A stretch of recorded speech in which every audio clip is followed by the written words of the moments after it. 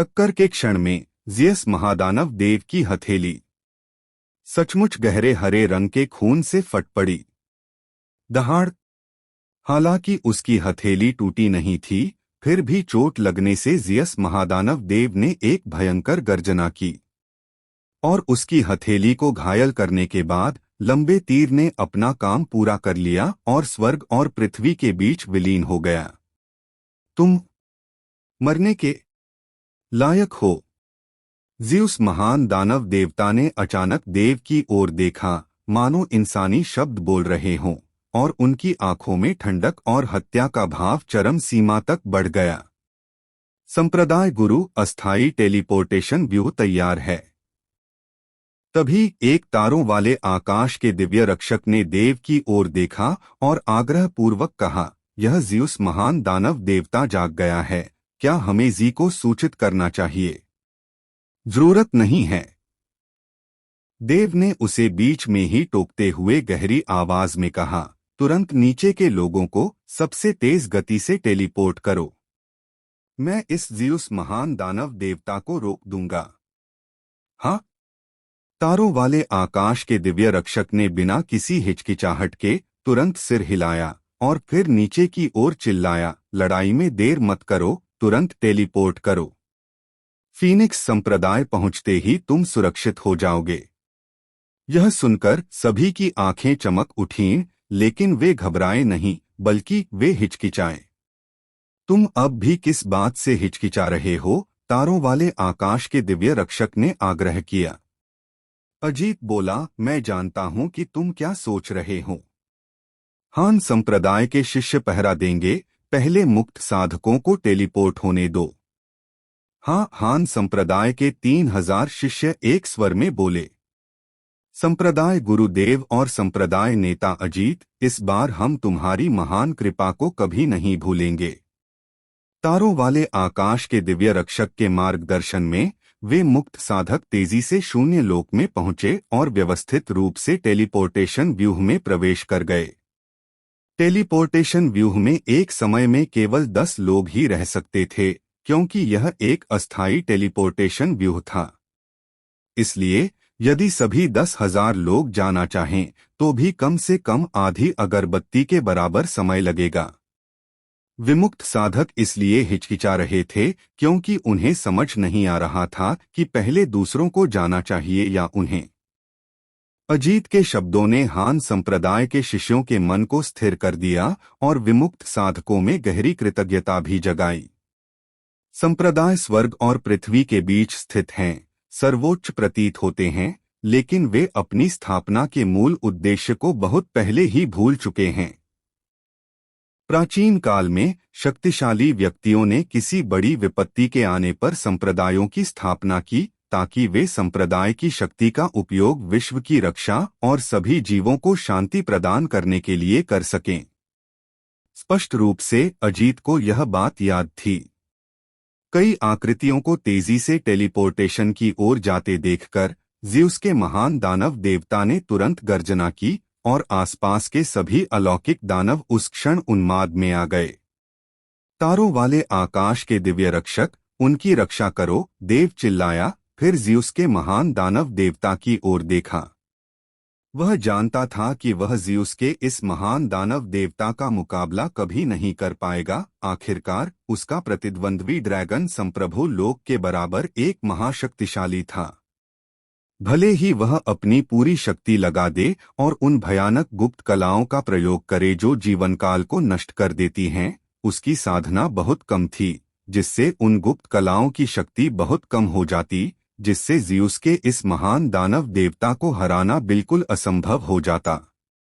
लेकिन वह देखना चाहता था कि अपनी वर्तमान शक्ति और उन गुप्त कलाओं के संयोजन से वह कितना शक्तिशाली हो सकता है।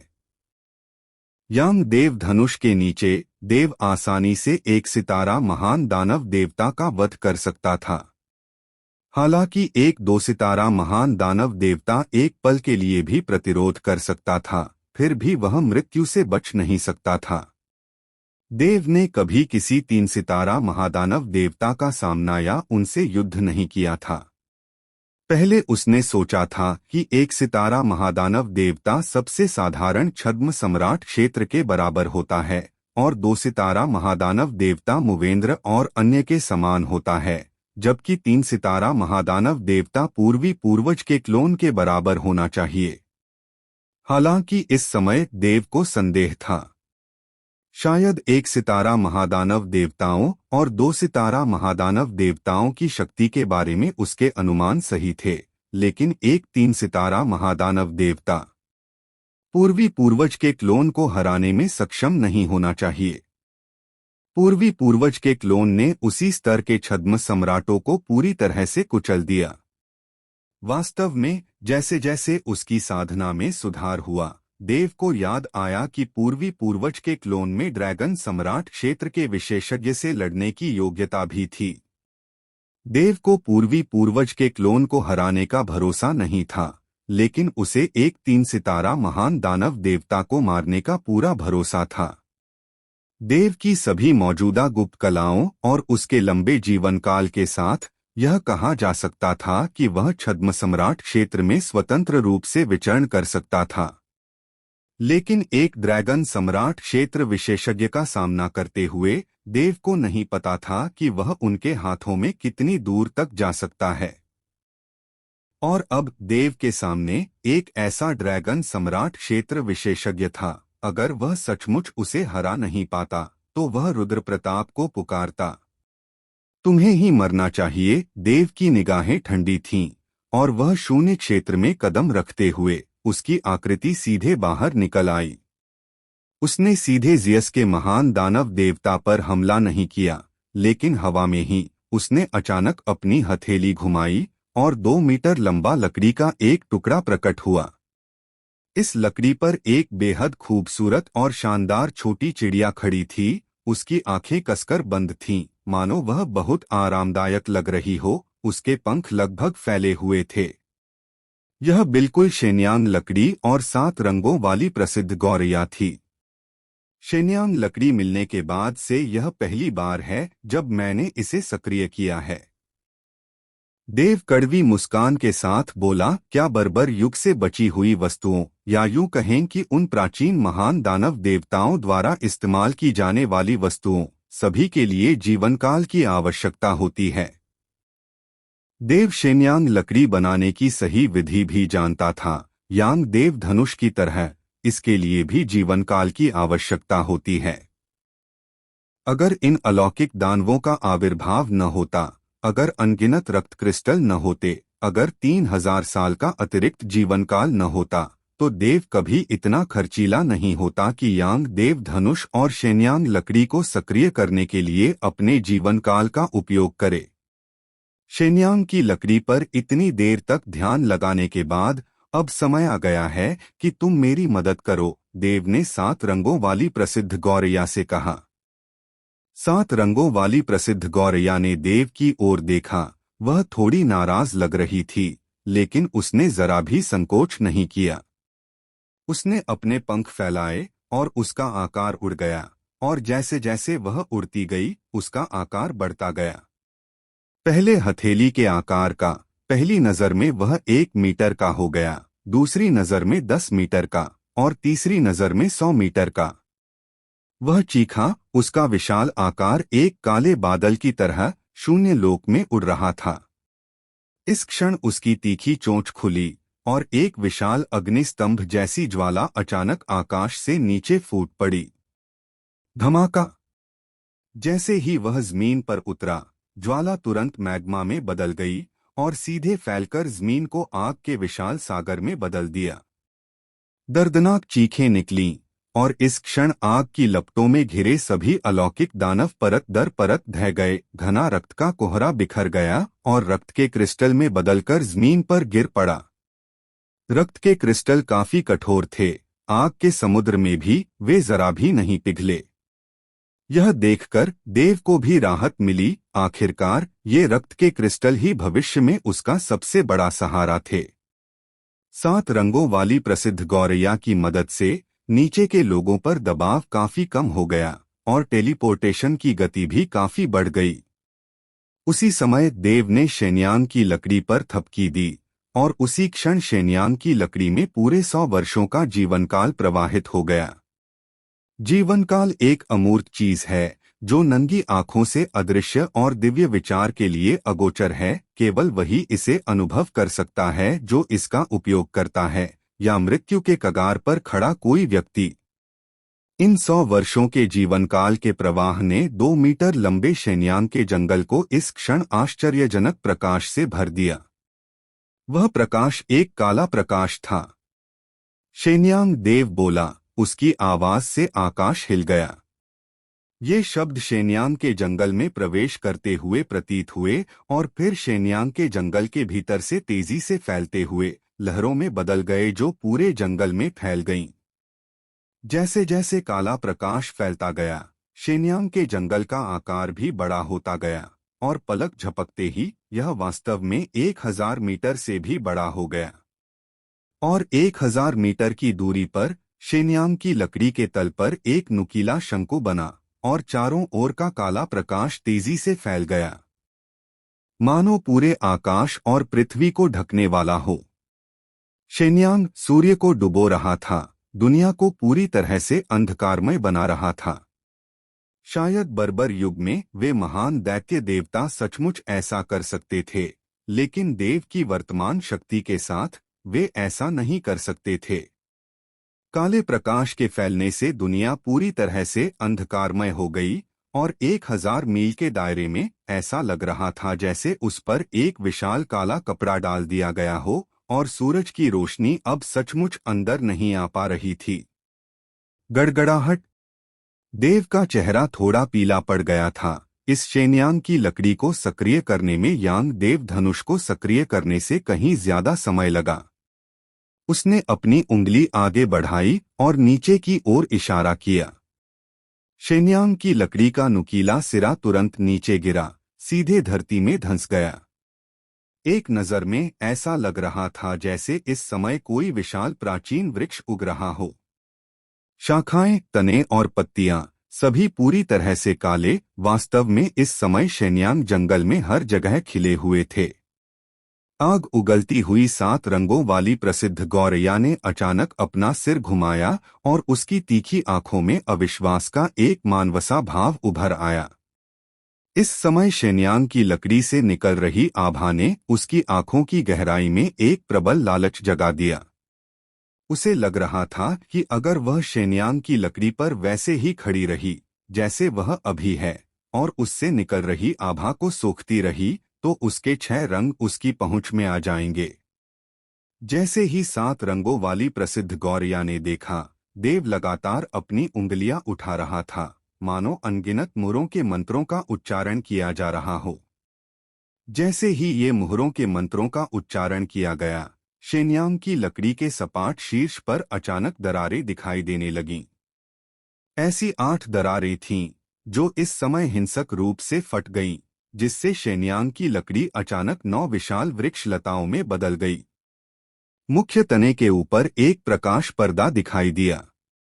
प्रकाश पर्दे के भीतर एक चित्र सा प्रतीत हो रहा था। उस तस्वीर में सिर्फ 2 मीटर ऊंचा एक पेड़ था, लेकिन उस पेड़ पर 9 पक्षी थे और इन 9 पक्षियों के पीछे एक सूरज था। इस तस्वीर के आते ही 7 रंगों वाली प्रसिद्ध गौरैया का शरीर जोर से कांप उठा और उसकी आंखों में गहरा अविश्वास झलक रहा था। 9 पक्षियों का दिखना मानो रक्त संबंध का मामला था। 7 रंगों वाली प्रसिद्ध गौरैया का दिल जोरों से धड़क रहा था और यहाँ तक कि उससे निकलने वाली लपटें भी इस पल थोड़ी थम सी गईं। उसे पता था कि ये उसके पूर्वज 9 सुनहरे कौवे थे। खोलो। ठीक इसी समय देव अचानक बोल पड़ा। धमाका। मुख्य तने के अलावा शेन्यांग के जंगल में अब 8 पेड़ों की लताएं थीं जो तेजी से बाहर की ओर फैल रही थीं। इस झपट्टे में कोई भी अलौकिक दानव उन्हें रोक नहीं सकता था। जिस किसी पर भी वार होता, उसका शरीर सीधे गिर जाता और खून के धुंध में बदल जाता। उन 8 वृक्षों की लताओं में से प्रत्येक 10,000 झांग लंबी थी और चूंकि अलौकिक राक्षस बहुत अधिक संख्या में और घने थे, इसलिए प्रत्येक प्रहार में 8 वृक्षों की लताएं मिलकर कम से कम दसियों हजार अलौकिक राक्षसों को मार सकती थीं। पलक झपकते ही इन 8 वृक्षों की लताओं के नीचे 1 लाख से ज्यादा अलौकिक राक्षस मर गए। इस दृश्य ने उन मुक्त साधकों और हान संप्रदाय के अनुयायियों को, जिन्हें अभी तक टेलीपोर्ट नहीं किया गया था, स्तब्ध कर दिया। उन्हें विश्वास ही नहीं हो रहा था कि एक व्यक्ति में इतनी भयानक शक्ति हो सकती है। यहाँ तक कि दर्जनों तारों वाले आकाश के दिव्य रक्षक, जो देव को अच्छी तरह जानते थे, इस समय अपनी आंखें चौड़ी कर चुके थे, मानो वे देव से फिर से परिचित हो रहे हों। इन 8 वृक्षों की लताओं के प्रहार से सभी को घेरे हुए अलौकिक राक्षस तुरंत ही दूर हो गए और यहाँ एक दुर्लभ निर्वात क्षेत्र प्रकट हुआ। आओ! देव ने अचानक उत्तेजना से भरे हुए जीएस के महान दानव देवता की ओर देखा। याम देवता के धनुष और शेन्यांग लकड़ी की शक्ति ने उसके आत्मविश्वास को बहुत बढ़ा दिया। हालांकि वह जानता था कि वह उसे अभी भी नहीं हरा सकता, लेकिन यह देव के हृदय की तीक्ष्णता को दबा नहीं सका। उसने अपनी उंगली बढ़ाकर ज़ीउस के महान दानव देवता की ओर इशारा किया। उसकी आंखें ठंडक से भर गईं। मर जा, मर जा। ज़ीउस के महान दानव देवता यह वाक्य और भी धारा प्रवाह बोलते प्रतीत हो रहे थे। उनके चारों ओर नीचे पालकी उठाए लाखों अलौकिक दानवों ने इस क्षण अपनी आंखें खोलीं, ज़ीउस के महान दानव देवता को उठाए और देव की ओर तेजी से आगे बढ़े। उसी समय नीचे मौजूद असंख्य अलौकिक दानव भी इस क्षण जाग उठे। घृणा और उग्रता से भरकर हान संप्रदाय और अन्य लोगों की ओर धावा बोल रहे थे। हालांकि वे 8 वृक्ष लताएं एक शाश्वत अवरोध की तरह थीं, जो हर उस अलौकिक दानव को पूरी तरह से रोक रही थीं जो एक गोलाकार संरचना में आगे बढ़ने की कोशिश कर रहा था। इस समय केवल महान दानव देव पद से ऊपर के अलौकिक दानव ही इन वृक्ष लताओं के एक प्रहार का सामना कर सकते थे, लेकिन इसी क्षण चारों दानव देव द्वारा मारे जा चुके थे। केवल ज़ीउस के महान दानव देव ही बचे थे और ज़ीउस के महान दानव देव को देव ने रोक रखा था, जिससे टेलीपोर्ट होने वाले लोगों के पास बहुत समय हो गया। हालांकि वृक्ष लताओं ने इन अलौकिक दानवों को रोक दिया था, फिर भी देव को बहुत दुर्हक हुआ, क्योंकि उसे एहसास हुआ कि 100 साल की जीवन अवधि शेन्यांग की लकड़ी को इन 8 वृक्ष लताओं को फैलाने और सुनहरे कौवे के प्रेत को संघनित करने की ही अनुमति देती है। इस समय हर वृक्ष लता का हर झटका उसके जीवन काल का 1 वर्ष खा जाएगा। दूसरे शब्दों में 8 वृक्ष लताएं एक झटके में देव के जीवन काल के पूरे 8 वर्ष खा जाएंगी। धिक्कार है! देव ने मन ही मन दांत पीसते हुए कहा, अगर ऐसा ही चलता रहा तो मुझे 3000 साल और जीवन काल भी दे दिया जाए तो भी वह पर्याप्त नहीं होगा। उसने टेलीपोर्टिंग करने वाली भीड़ को देखा और मन ही मन सोचा, मुझे उम्मीद है कि तुम पर मौजूद रक्त के क्रिस्टल मेरे वर्तमान उपभोग की भरपाई कर सकते हैं। अगर तारों वाले आकाश के लोगों को, खासकर उन महाशक्तियों को पता होता कि देव इतनी बेतहाशा जीवन अवधि का उपभोग कर रहा है, तो वे जरूर देव को एक ही निवाले में निगल जाते। जीवन अवधि आत्मा के पत्थरों जैसी नहीं होती। साधारण आत्मा रत्नों की तो बात ही छोड़िए, अमर क्रिस्टल, दिव्य क्रिस्टल या पवित्र क्षेत्र के पवित्र क्रिस्टल भी इसकी बराबरी नहीं कर सकते। तारों वाले आकाश में रहने वाली उन महाशक्तियों को अगर आप उनके जीवन काल के 1 साल के लिए 1 लाख पवित्र क्रिस्टल भी दे दें, तो भी वे शायद उनका आदान प्रदान नहीं करेंगे। अगर मैं इनमें से कुछ रक्त क्रिस्टल इकट्ठा कर लूं, तो भविष्य में जब मैं इन्हें तारों वाले आकाश में ले जाऊंगा, तो इनका मूल्य बहुत ज्यादा होगा। रक्त क्रिस्टलों के बदले अनगिनत अमर क्रिस्टल और अन्य वस्तुओं के बारे में सोचते हुए देव के दिल का दर्द आखिरकार थोड़ा कम हुआ। ठीक इसी समय लाखों अलौकिक दानव ज़ीउस के महान दानव देवता को लेकर देव के स्थान पर पहुंचे। देव पर सीधे हमला किए बिना ज़ियुस के महान दानव देवता ने अपनी उंगली उठाई और सीधे टेलीपोर्टेशन एरे की ओर इशारा किया। एक ही बिंदु से शून्य लोक गड़गड़ा उठा और शेन्यांग की लकड़ी से निकलने वाली काली रोशनी एक दरार के साथ फट गई। ऊपर देखने पर एक अवर्णनीय हजारझांग उंगली दिखाई दे रही थी, जो पूरी तरह से रक्त के धुंध से घनीभूत होकर टेलीपोर्टेशन व्यूह की ओर सीटी बजा रही थी। इसी से कोई यह देख सकता था कि अलौकिक राक्षसों की बुद्धि साधकों से किसी भी तरह कम नहीं थी। यह ज़ियुस महान दानव देवता स्पष्ट रूप से जानता था कि देव परेशानी का सबब है। उसे विश्वास था कि वह देव को हरा सकता है, लेकिन इसमें समय लगेगा। इस समय यह टेलीपोर्टेशन व्यू, या यूं कहें कि जिन लोगों को टेलीपोर्ट किया जा रहा था, वे देव की कमजोरी थे। देव ने गड़गड़ाती विशाल उंगली को देखते हुए ठंडी सांस ली और अचानक बोल पड़ा, सुनहरा कौआ गिर पड़ो। या 9 सुनहरे कौवे प्रेतों के मुंह से एक साथ तीखी चीखें निकलीं। इसके तुरंत बाद 9 स्वर्ण कौवा प्रेत उसी क्षण प्रकाश पर्दे से मुक्त हो गए और सीधे उससे बाहर निकल आए। धमाका धमाका धमाका। जैसे ही वे बाहर निकले, देव के शब्द पड़ते ही 9 स्वर्ण कौवा प्रेत एक साथ ढह गए। देव को भी उस भयानक विनाशकारी शक्ति से एक हृदयगति रुकने वाला कंपन महसूस हुआ, और सबसे पहले प्रहार झेलने वाली उंगली उस विनाशकारी शक्ति के प्रभाव में सीधे ढह गई। विनाशकारी शक्ति ने लहरें बनाई, तेजी से फैलती गईं, और पलक झपकते ही वे ज़ियस महादानव के चेहरे तक पहुंच गईं। उसकी पालकी के नीचे मौजूद अलौकिक राक्षसों में से 1,00,000 सीधे बिखर गए, तीखी चीखें निकालते हुए रक्त के क्रिस्टल में बदल गए और जमीन पर गिर पड़े। ज़ियस महादानव के लिए रक्त की धुंध फैल गई, उसके पूरे शरीर को ढक लिया। उसने बचने का कोई संकेत नहीं दिखाया, सीधे इन विनाशकारी तरंगों से टकरा गया। धमाका। जैसे ही दोनों टकराए, लहरें हल्की सी कंपन हुई, फिर तेजी से पीछे हट गईं। पीछे हटते समय लहरें गर्जना के साथ फैल गईं, और अवर्णनीय रूप से अद्भुत शक्ति ने काले पर्दे जैसे शून्य लोक में बड़ी बड़ी दरारें फाड़ दीं। इस बीच ज़ियुस महान दैत्य देवता का चेहरा उदास था, और उनका विशाल आकार उसी क्षण पीछे हट गया। उनके नीचे खड़ी पालकी एक धमाके के साथ चकनाचूर हो गई, और 1,00,000 से ज्यादा अलौकिक दैत्य तुरंत मर गए। ड्रैगन सम्राट लोक के बराबर एक शक्तिशाली शक्ति से जैसी उम्मीद थी। देव ने गहरी सांस ली। वह जानता था कि शेन्यांग लकड़ी के साथ भी ज़ियुस महान दैत्य देवता का वह कोई मुकाबला नहीं था।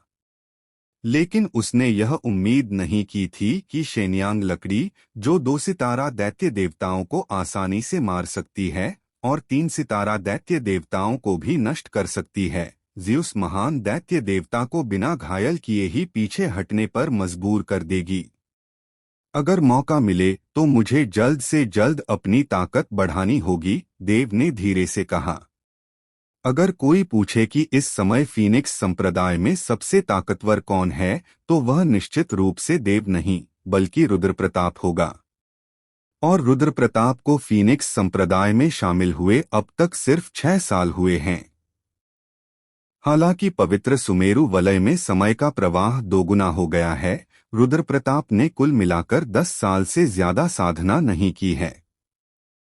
एक व्यक्ति जिसने 10 साल से भी कम समय तक साधना की है, वह अरबों साल पुरानी स्मृतियों वाले एक पूर्व अद्वितीय महाशक्ति से आगे निकल गया है। जब भी देव यह सोचता, उसे थोड़ी शर्म आती। हालांकि देव के पास कई तरीके थे। सिर्फ इसलिए कि वह प्रतिद्वंद्वी को हरा नहीं सका, इसका मतलब यह नहीं था कि प्रतिद्वंद्वी उसे मार सकता था। अगर मैं ड्रैगन देव लोक में प्रवेश कर सकता, भले ही मैं केवल एक आदिम आत्मा को संघनित कर पाऊं, तो मैं शेन्यांग लकड़ी का दोबारा उपयोग करते समय ज़ियुस के महान दानव देवता को घायल कर पाऊंगा। देव ने गहरी सांस ली और पीछे मुड़कर देखा, तो देखा कि अभी भी लगभग 1,000 लोग ऐसे थे जिन्हें टेलीपोर्ट नहीं किया गया था। लगभग हो गया। देव बोला और साथ ही उसने अपनी उंगली फिर से उठाई, ज़्यूस के महान दानव देवता की ओर इशारा करते हुए। शेन्यांग लकड़ी फट। जैसे ही उसने बोलना समाप्त किया, वह 2 मीटर का पेड़, जहां मूल रूप से 9 सुनहरे कौवा प्रेत प्रतिमा में रहते थे, उसी क्षण प्रतिमा से बाहर निकल आया। बिना किसी हिचकिचाहट के जैसे ही वह बाहर निकला, ज़्यूस के महान दानव देवता ने उसे पकड़ लिया। देव ने हल्के से थपथपाया और शेन्यांग वृक्ष सीधे टूट गया। धमाका! दुनिया का रंग बदल गया, हवा और बादल पीछे हट गए और सूर्य और चंद्रमा अपनी चमक खोते हुए प्रतीत हुए। अंधकार का वह घना काला पर्दा उसी क्षण एक गर्जना के साथ टूटकर पूरी तरह से गायब हो गया। सूर्य का प्रकाश बिखरा हुआ था, लेकिन वह सब विस्फोटित शेन्यांग वृक्ष से निकली शक्ति द्वारा अवशोषित हो गया। सुनहरे कौवे के प्रेत के पतन की तुलना में इस शेन्यांग वृक्ष का पतन और भी अधिक आश्चर्यजनक था। जब शक्तिशाली आघात तरंग ज़्यूस महान दानव देवता की हथेली से टकराई, तो उनकी हथेली गहरे हरे रक्त से भर गई। यह दूसरी बार था जब देव ने उसे घायल किया था। पहली बार यांग देवता के धनुष के हल्के सफेद तीर का आखिरी आधा मीटर, और दूसरी बार इस शेन्यांग वृक्ष का विस्फोट। इसके अलावा इस विस्फोट ने ज़्यूस महान दानव देवता की पिछली चोटों को और भी बदतर बना दिया। उनकी 5 उंगलियों में से एक सीधे प्रभाव से टूट गई। आह! ज़्यूस महान दानव देवता आकाश की ओर दहाड़े, तीव्र पीड़ा से नहीं बल्कि क्रोध से। उसकी नजर में देव एक चींटी से ज्यादा कुछ नहीं था, जिसे आसानी से कुचला जा सकता था। लेकिन इस समय इस चींटी ने उसे घायल कर दिया था और उसकी एक उंगली भी तोड़ दी थी। देव की आंखें चमक उठीं। जब उसने पीछे मुड़कर देखा, तो बाकी 1000 लोग लगभग टेलीपोर्ट हो चुके थे और सिर्फ 1 दर्जन ही बचे थे। देव की आकृति चमक उठी। 10 और लोगों के टेलीपोर्ट होने के बाद उसने बचे हुए कुछ लोगों को पकड़कर सीधे टेलीपोर्टेशन एरे में फेंक दिया। जाओ! उसी समय देव ने तारों वाले आकाश के दिव्य रक्षक पर दहाड़ लगाई। रक्षक ने बिना किसी हिचकिचाहट के जल्दी से टेलीपोर्टेशन एरे में प्रवेश किया और कुछ ही चमक में सभी गायब हो गए। इस समय शून्य लोक में केवल देव ही बचा था। उसकी आकृति टिमटिमाई और उसके हाथ से प्रकाश की एक किरण निकली, जिससे एक विशाल हथेली बन गई जो जोर से जमीन की ओर खींची। तुरंत अनगिनत रक्त क्रिस्टल उसके हाथ में इकट्ठा हो गए। पहले इतने सारे अलौकिक राक्षसों को मारने के बाद जमीन पर रक्त क्रिस्टल पहाड़ों की तरह जमा हो गए थे। देव के पास उन्हें इकट्ठा करने का समय नहीं था, और जो टेलीपोर्ट किए गए थे वे इसके लिए देर नहीं करते। धमाका! ज़्यूस के महान दानव देवता ने अपनी चाल चली, उनकी गति चरम पर पहुंच गई। कोई भी उनके माथे पर तेजी से घूमते हुए तारों को स्पष्ट रूप से देख सकता था। उनकी गति पागलपन जैसी थी। उसकी विशाल आकृति ने इस समय एक कदम बढ़ाया और उसकी अत्यधिक गति के कारण शून्य लोक परत दर परत बिखर गया। देव ने दांत पीसकर फिर से जमीन की ओर लपका और मुट्ठी भर रक्त क्रिस्टल इकट्ठा कर लिए। एक ही सांस में देव ने 10 से ज्यादा बार लपका। उसकी सुनी अंगूठी में अनगिनत रक्तकण थे, कम से कम 10 लाख। अगर मैं अभी अपनी खपत की भरपाई नहीं कर पाया, तो भविष्य में इस शेन्यांग लकड़ी का उपयोग कैसे कर पाऊंगा? उसे आते देखकर देव की आंखों में दृढ़ संकल्प दिखाई दिया। उसने सोचा, मैं जोखिम उठाऊंगा, और आखिरी बार मुट्ठी भर रक्तकण झपट लिए। उसी समय टेलीपोर्टेशन का समय आ गया। देव बिना एक शब्द कहे तुरंत टेलीपोर्टेशन व्यूह में प्रवेश कर गया। धमाका! जैसे ही वह टेलीपोर्टेशन व्यूह में प्रवेश किया, आकाश और पृथ्वी को ढकते हुए एक रक्तलाल विशाल हाथ टेलीपोर्टेशन व्यूह पर जोर से टकराया। टेलीपोर्टेशन व्यूह तो ढह गया, लेकिन देव की आकृति भी जियस के महान दानव देवता की नजरों से ओझल हो गई। जियस के महान दानव देवता अविश्वसनीय रूप से क्रोधित थे, लगातार आकाश की ओर दहाड़ रहे थे। उसके आसपास मौजूद अनगिनत अलौकिक राक्षस कांप रहे थे, मानो वे बेहद डरे हुए हों। कुछ देर दहाड़ने के बाद ज़्यूस के महान राक्षस देवता ने अचानक अपना सिर घुमाया और फीनिक्स संप्रदाय के स्थान की ओर देखने लगे। उनके चेहरे पर झिझक दिखाई दी। एक क्षण बाद उन्होंने अपनी हथेली से जमीन पकड़ी और तुरंत ही लाखों अलौकिक राक्षस उनके द्वारा उठा लिए गए। उसी समय एक पालकी का आकार सिकुड़ गया और उनकी विशाल आकृति पालकी पर बैठ गई। उनकी छाती ऊपर नीचे हो रही थी, उनकी आंखें बंद थीं और वे फिर से नींद में सो गए। इस बीच फीनिक्स संप्रदाय के संप्रदाय मुख्यालय में चौक पर अनगिनत आकृतियां शून्य क्षेत्र में टेलीपोर्टेशन व्यू की ओर देख रही थीं। सभी लौट आए थे, केवल देव अभी तक प्रकट नहीं हुआ था। वह बाहर है। एक निश्चित क्षण में किसी ने अचानक कहा। देव की आकृति टेलीपोर्टेशन व्यू से बाहर आ गई। उसका चेहरा पीला पड़ गया था और शरीर थोड़ा लड़खड़ा रहा था। जमीन पर गिरते ही वह लगभग लड़खड़ा गया। रोशनी और स्वरा ने उसे जल्दी से उठाया। Boom boom boom. जैसे ही देव जमीन पर उतरा, टेलीपोर्टेशन व्यू के पीछे का शून्य क्षेत्र लहरों की तरह ढह गया और अंततः टेलीपोर्टेशन व्यू सहित सब कुछ स्वर्ग और पृथ्वी के बीच बिखर गया। अच्छा हुआ कि वह वापस आ गया। संप्रदाय गुरुदेव, अगर आप आज वापस नहीं आते तो हमारी अंतरात्मा व्यथित हो जाती। आप क्या बकवास कर रहे हैं? संप्रदाय गुरु की ताकत के रहते वह कैसे वापस नहीं आ सकता था। देव को सुरक्षित लौटते देख सभी ने राहत की सांस ली और इस क्षण दमनकारी माहौल भी छंट गया। समय उड़ता गया और 3 दिन बीत गए। इन 3 दिनों के दौरान देव घाटी में रहा। हालांकि वह जियस के महान दानव देवता के साथ युद्ध में घायल नहीं हुआ था, फिर भी उसका क्षय वास्तव में बहुत ज्यादा था। उसका जीवन काल ठीक था, लेकिन मुख्य बात यह थी कि देव की ड्रैगन शक्ति पूरी तरह से समाप्त हो चुकी थी। सौभाग्य से पुनः पूर्ति समय पर हो गई, अन्यथा उसका आधार क्षतिग्रस्त हो सकता था। संप्रदाय गुरु। चौथे दिन की सुबह अभिमन्यु आया और घाटी के बाहर खड़ा हो गया। बोलो, देव की आवाज आई। अभिमन्यु ने उत्साह से कहा, संप्रदाय गुरु, वे लोग बहुत कर्तव्यनिष्ठ थे और उन्होंने आपको बिना किसी कारण के कुछ नहीं करने दिया। ये वे रक्त क्रिस्टल हैं जो उन्होंने प्राप्त किए थे। ये सभी इन कुछ स्थानिक वलियों के भीतर हैं। यह कहकर अभिमन्यु ने स्थानिक वलियों को सीधे घाटी में फेंक दिया। उसी समय अभिमन्यु ने कहा, संप्रदाय गुरु, मैंने उन्हें मजबूर नहीं किया था, आप जानते हैं। वे इन रक्त क्रिस्टलों का उपयोग नहीं जानते और उनके पास और कुछ भी नहीं है। उन सभी ने कहा था कि वे केवल इन रक्त क्रिस्टलों से ही आपका बदला चुका सकते हैं।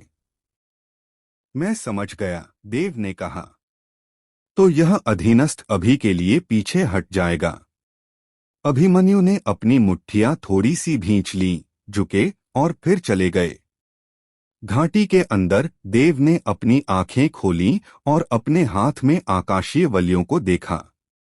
जैसे ही उनके दिव्य विचार उन पर छाए, एक मुस्कान प्रकट हुई और उनकी आंखों में एक तेज चमक चमक उठी। लगता है मैंने अपनी मेहनत बर्बाद नहीं की, देव ने धीरे से कहा। इन आकाशीय वलियों में 8 लाख से ज्यादा रक्त क्रिस्टल थे। दानव शिशु स्तर वाले बहुत कम थे, केवल लगभग 30, और बाकी दानव शिशु स्तर से नीचे थे। थोड़े विचार के बाद देव ने अपनी स्थानिक अंगूठी की ओर देखा। इस स्थानिक अंगूठी में मौजूद रक्त क्रिस्टल अजीत और अन्य लोगों द्वारा उसे दिए गए सभी रक्त क्रिस्टलों से भी ज्यादा थे, कुल मिलाकर 10 लाख से भी ज्यादा। इनमें से अकेले 700 से ज्यादा दानव शिशु स्तर के रक्त क्रिस्टल थे और 4 दानव देव स्तर के। मैंने अब तक जो देखा है उसके अनुसार ये अलौकिक दानव महान दानव देवताओं जैसे सच्चे शक्तिशाली व्यक्तियों की दृष्टि से ड्रैगन मार्शल महाद्वीप पर ड्रैगन संप्रभु क्षेत्र के साधकों से भी कम प्रतीत होते हैं। हालांकि जब ड्रैगन देव क्षेत्र की बात आती है तो इनकी संख्या कहीं ज्यादा है। देव बुदबुदाया, पहले जब पूरा फीनिक्स संप्रदाय संगठित हुआ था तो उन्होंने अनगिनत अलौकिक राक्षसों को मार डाला था। सिर्फ शिशु दानव स्तर के रक्त क्रिस्टल ही 6000 से ज्यादा थे। अगर 2 महान दानव देव स्तर के अलौकिक राक्षस होते तो शायद उस समय फीनिक्स संप्रदाय का ही विनाश होता। देव मन ही मन भाग्यशाली महसूस कर रहा था। इन अलौकिक राक्षसों के पास बहुत कम तकनीकें थीं और वे पूरी तरह से पाशविक बल पर निर्भर प्रतीत होते थे। हालांकि शिशु दानव स्तर के शक्तिशाली राक्षसों की संख्या ज्यादा थी, तुलनात्मक रूप से समान स्तर पर वे भौतिक शरीर में थोड़े ही ज्यादा शक्तिशाली थे। साधकों की तुलना में उनके पास बहुत कम मंत्र थे और उनका कोई मुकाबला नहीं था। वानबाओ मंडप में शिशु दानव स्तर के रक्त क्रिस्टल और मेरे स्थानिक वलियों में मौजूद रक्त क्रिस्टल पहले से ही लगभग 7000 हैं। लगभग पहुंच ही गए, अभी 3000 कम हैं। एक ड्रैगन देवता को चाहे एक ही क्यों न हो संघनित करने के लिए 99,999 आदि आत्माओं की आवश्यकता होती है। अगर ये अलौकिक दानव प्रकट न होते तो देव को सचमुच नहीं पता होता कि वह ड्रैगन देवता लोक तक कब पहुंच पाता। अगर सचमुच कोई और रास्ता न होता तो वह दूसरों की तरह साधारण आदि आत्माओं को ही संघनित कर पाता। लेकिन देव उस तरह की साधारण आदि आत्मा की इच्छा नहीं रखता था। एक शुरुआत है, 9 चरम है। देव को विश्वास था कि अगर वह 99,999 आदि आत्माओं को संघनित कर लेता है तो पहली आदि आत्मा के संघनित हो जाने पर देव छद्म सम्राट लोक में एक शीर्ष स्थान प्राप्त कर लेगा। तब तक मुवेंद्र के स्तर के साधक देव के सामने कुछ भी नहीं रह जाएंगे। और अगर वह 2 को संघनित कर लेता तो देव को पूरा विश्वास था कि अपने वर्तमान जीवनकाल और विभिन्न तकनीकों के साथ वह पूर्वी पूर्वज के क्लोन से लड़ सकता है। अगर वह 3 को संघनित कर लेता तो वह पूर्वी पूर्वज के क्लोन को भी धूल चटा सकता था। हालांकि उन्हें संघनित करना बेहद मुश्किल होता, लेकिन एक बार पूरी तरह संघनित हो जाने पर देव की शक्ति असीम रूप से बढ़ जाती। अगर कुछ रक्त क्रिस्टल इकट्ठा करने का मौका मिले। देव की आंखें चमक उठीं। वानबाओ मंडप को भी इन रक्त क्रिस्टलों का असली उद्देश्य नहीं पता। दूसरों को भी तो बिल्कुल नहीं पता। उनके पास भौतिक शरीर की साधना के लिए शक्तिशाली साधना तकनीकें नहीं हैं, इसलिए ये रक्त क्रिस्टल उनके हाथों में लगभग बेकार हैं। लेकिन अब ड्रैगन मार्शल महाद्वीप पूरी तरह से अलौकिक राक्षसों से आच्छादित हो गया है। बाहर निकलना भी मुश्किल है, केंद्रीय क्षेत्र में जाना तो दूर की बात है। और दानव शिशु स्तर के रक्त क्रिस्टल शायद केवल केंद्रीय क्षेत्र में ही प्रचुर मात्रा में हैं। देव ने भौहें चढ़ाई, एक पल सोचा और फिर उसकी आंखें अचानक चमक उठीं। बिल्कुल सही। उसने अपनी हथेली घुमाई और एक अंगूठी निकाली जो उस समय माइकल से मिली टेलीपोर्टेशन अंगूठी थी। यह वस्तु टेलीपोर्ट कर सकती है और इसने पहले ही मध्य क्षेत्र में एक निर्देशांक निर्धारित कर दिया है। मेरी तो बात ही छोड़िए, 100 लोगों को भी तुरंत टेलीपोर्ट किया जा सकता है। लेकिन मैं इनके बदले क्या इस्तेमाल करूं? यह सोचते ही देव की भौहें फिर से तन गईं। जहां तक स्पिरिट स्टोन्स की बात है तो उन्हें बदलने की बात तो दूर, देव के पास खुद भी ज्यादा नहीं थे। फीनिक्स संप्रदाय जो इतने सारे लोगों का समर्थन करता था, पहले से ही उनकी बहुत कमी थी, उन्हें बदलने के लिए इस्तेमाल करने की तो बात ही छोड़ दीजिए। वर्तमान फीनिक्स संप्रदाय में औषधीय गोलियां वगैरह और भी दुर्लभ थीं। हालांकि देव को उनका स्वतंत्र रूप से उपयोग करने का अधिकार था, लेकिन वह सिर्फ अपने बारे में ही नहीं सोच सकता था। अब मैं केवल वही चीजें दे सकता हूं जिनमें मैंने महारत हासिल की है, और कुनपेंग पवित्र शरीर जैसी चीजें। यह सोचकर देव चुप हो गया। सच कहूं तो उसके पास सचमुच इनमें से बहुत सारी चीजें थीं।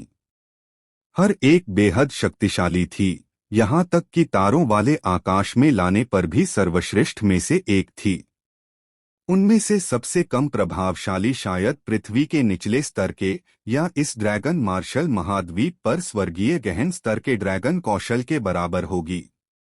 लेकिन वह इन चीजों को अभी बाहर लाने को तैयार नहीं था, क्योंकि उसकी उन महासंप्रदायों से पहले से ही दुश्मनी थी। अगर वह उन्हें बदले में बाहर लाता तो निस्संदेह इससे प्रतिद्वंद्वी की शक्ति मजबूत होती। हालांकि देव की गुप्त कलाएं ज्यादा शक्तिशाली थीं, लेकिन मुख्य बात यह थी कि उसकी वर्तमान साधना कमजोर थी। एक बार जब वे गुप्त कलाएं बाहर आ जातीं, तो ड्रैगन देव क्षेत्र के साधकों के लिए उनका अभ्यास करना ठीक होता, लेकिन ड्रैगन संप्रभु क्षेत्र के साधकों का क्या? यह तो बस अपने लिए मुसीबत मोल लेना होगा। छोड़ो, थोड़ा और इंतजार करते हैं। गहरी सांस लेते हुए देव की भारी आवाज फीनिक्स संप्रदाय के सभी लोगों के कानों में गूंज उठी। सभी लोग अस्थायी रूप से साधना छोड़ दें और अपने भौतिक शरीर को मजबूत करने को प्राथमिकता दें। वानबाओ मंडप में दानव शिशु स्तर के रक्त क्रिस्टलों को छोड़कर प्रत्येक व्यक्ति के पास 100 रक्त क्रिस्टल तक सीमित है। यदि आप एक सफलता प्राप्त करते हैं तो आपको 100 और मिलेंगे। यह सुनकर सभी एक पल के लिए स्तब्ध रह गए, फिर चुप हो गए। प्रति व्यक्ति 100 रक्त क्रिस्टल वास्तव में पर्याप्त नहीं थे, यह बहुत कम था। 5 महान दिव्य रक्षक रेजिमेंट महीने में एक बार बारी बारी से लामबंद होंगे, हर बार 20,000 शिष्यों का नेतृत्व करेंगे। उनके पास अलौकिक राक्षसों का शिकार करने के लिए आधा दिन होगा। दानव शिशु स्तर के सभी प्राप्त रक्त क्रिस्टल जमा करने होंगे, जबकि अन्य अपने पास रख सकते हैं या संप्रदाय योगदान बिंदुओं के बदले में बदले जा सकते हैं।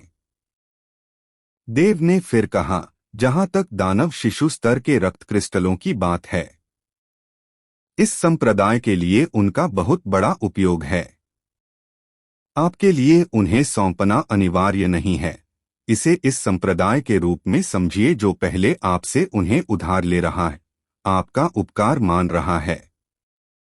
यह सुनकर फीनिक्स संप्रदाय के असंख्य शिष्य तुरंत उत्साहित हो गए।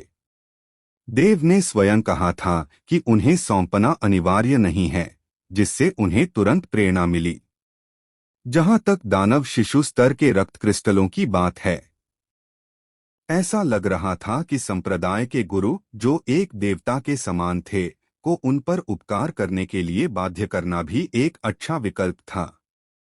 अजीत और अन्य लोगों के फीनिक्स संप्रदाय में पहुंचने के बाद वे वास्तव में फीनिक्स संप्रदाय में शामिल हो गए, जैसा कि देव ने कहा था। हान संप्रदाय पूरी तरह से विघटित हो गया, केवल 3,000 शिष्य ही बचे। जयपाल, हिमांशु, चंद्रेश और 3 ड्रैगन देव लोक के मुक्त साधक, कुल 7 लोग फीनिक्स संप्रदाय के वरिष्ठ बन गए। फीनिक्स संप्रदाय में कई ऐसे लोग थे जो ड्रैगन देव लोक के समकक्ष थे, लेकिन वे सभी 5 महान दिव्य रक्षक रेजिमेंट के सदस्य थे। सच कहें तो अब तक वरिष्ठ का पद केवल अभिमन्यु के पास ही था। अजीत और अन्य लोगों के वरिष्ठ बनने के बाद अभिमन्यु फीनिक्स संप्रदाय के वरिष्ठ बने रहे। उनकी जादुई साधना भी 7वें क्रम के वरिष्ठ गुरु के स्तर तक पहुंच गई थी। शक्ति के मामले में वे अजीत और अन्य लोगों से किसी भी तरह कमतर नहीं थे, बल्कि वे कहीं अधिक शक्तिशाली थे। महापुरुष का पद सर्वथा योग्य था। साथ ही हान संप्रदाय द्वारा लाए गए उन मुक्त साधकों और शिष्यों को भी समूहों में विभाजित किया गया था। अभिमन्यु की व्यवस्था के तहत उन्हें उनकी शक्ति के आधार पर नियुक्त किया गया था, या तो बाहरी संप्रदाय के शिष्य, आंतरिक संप्रदाय के शिष्य या शीर्ष स्तर के शिष्य।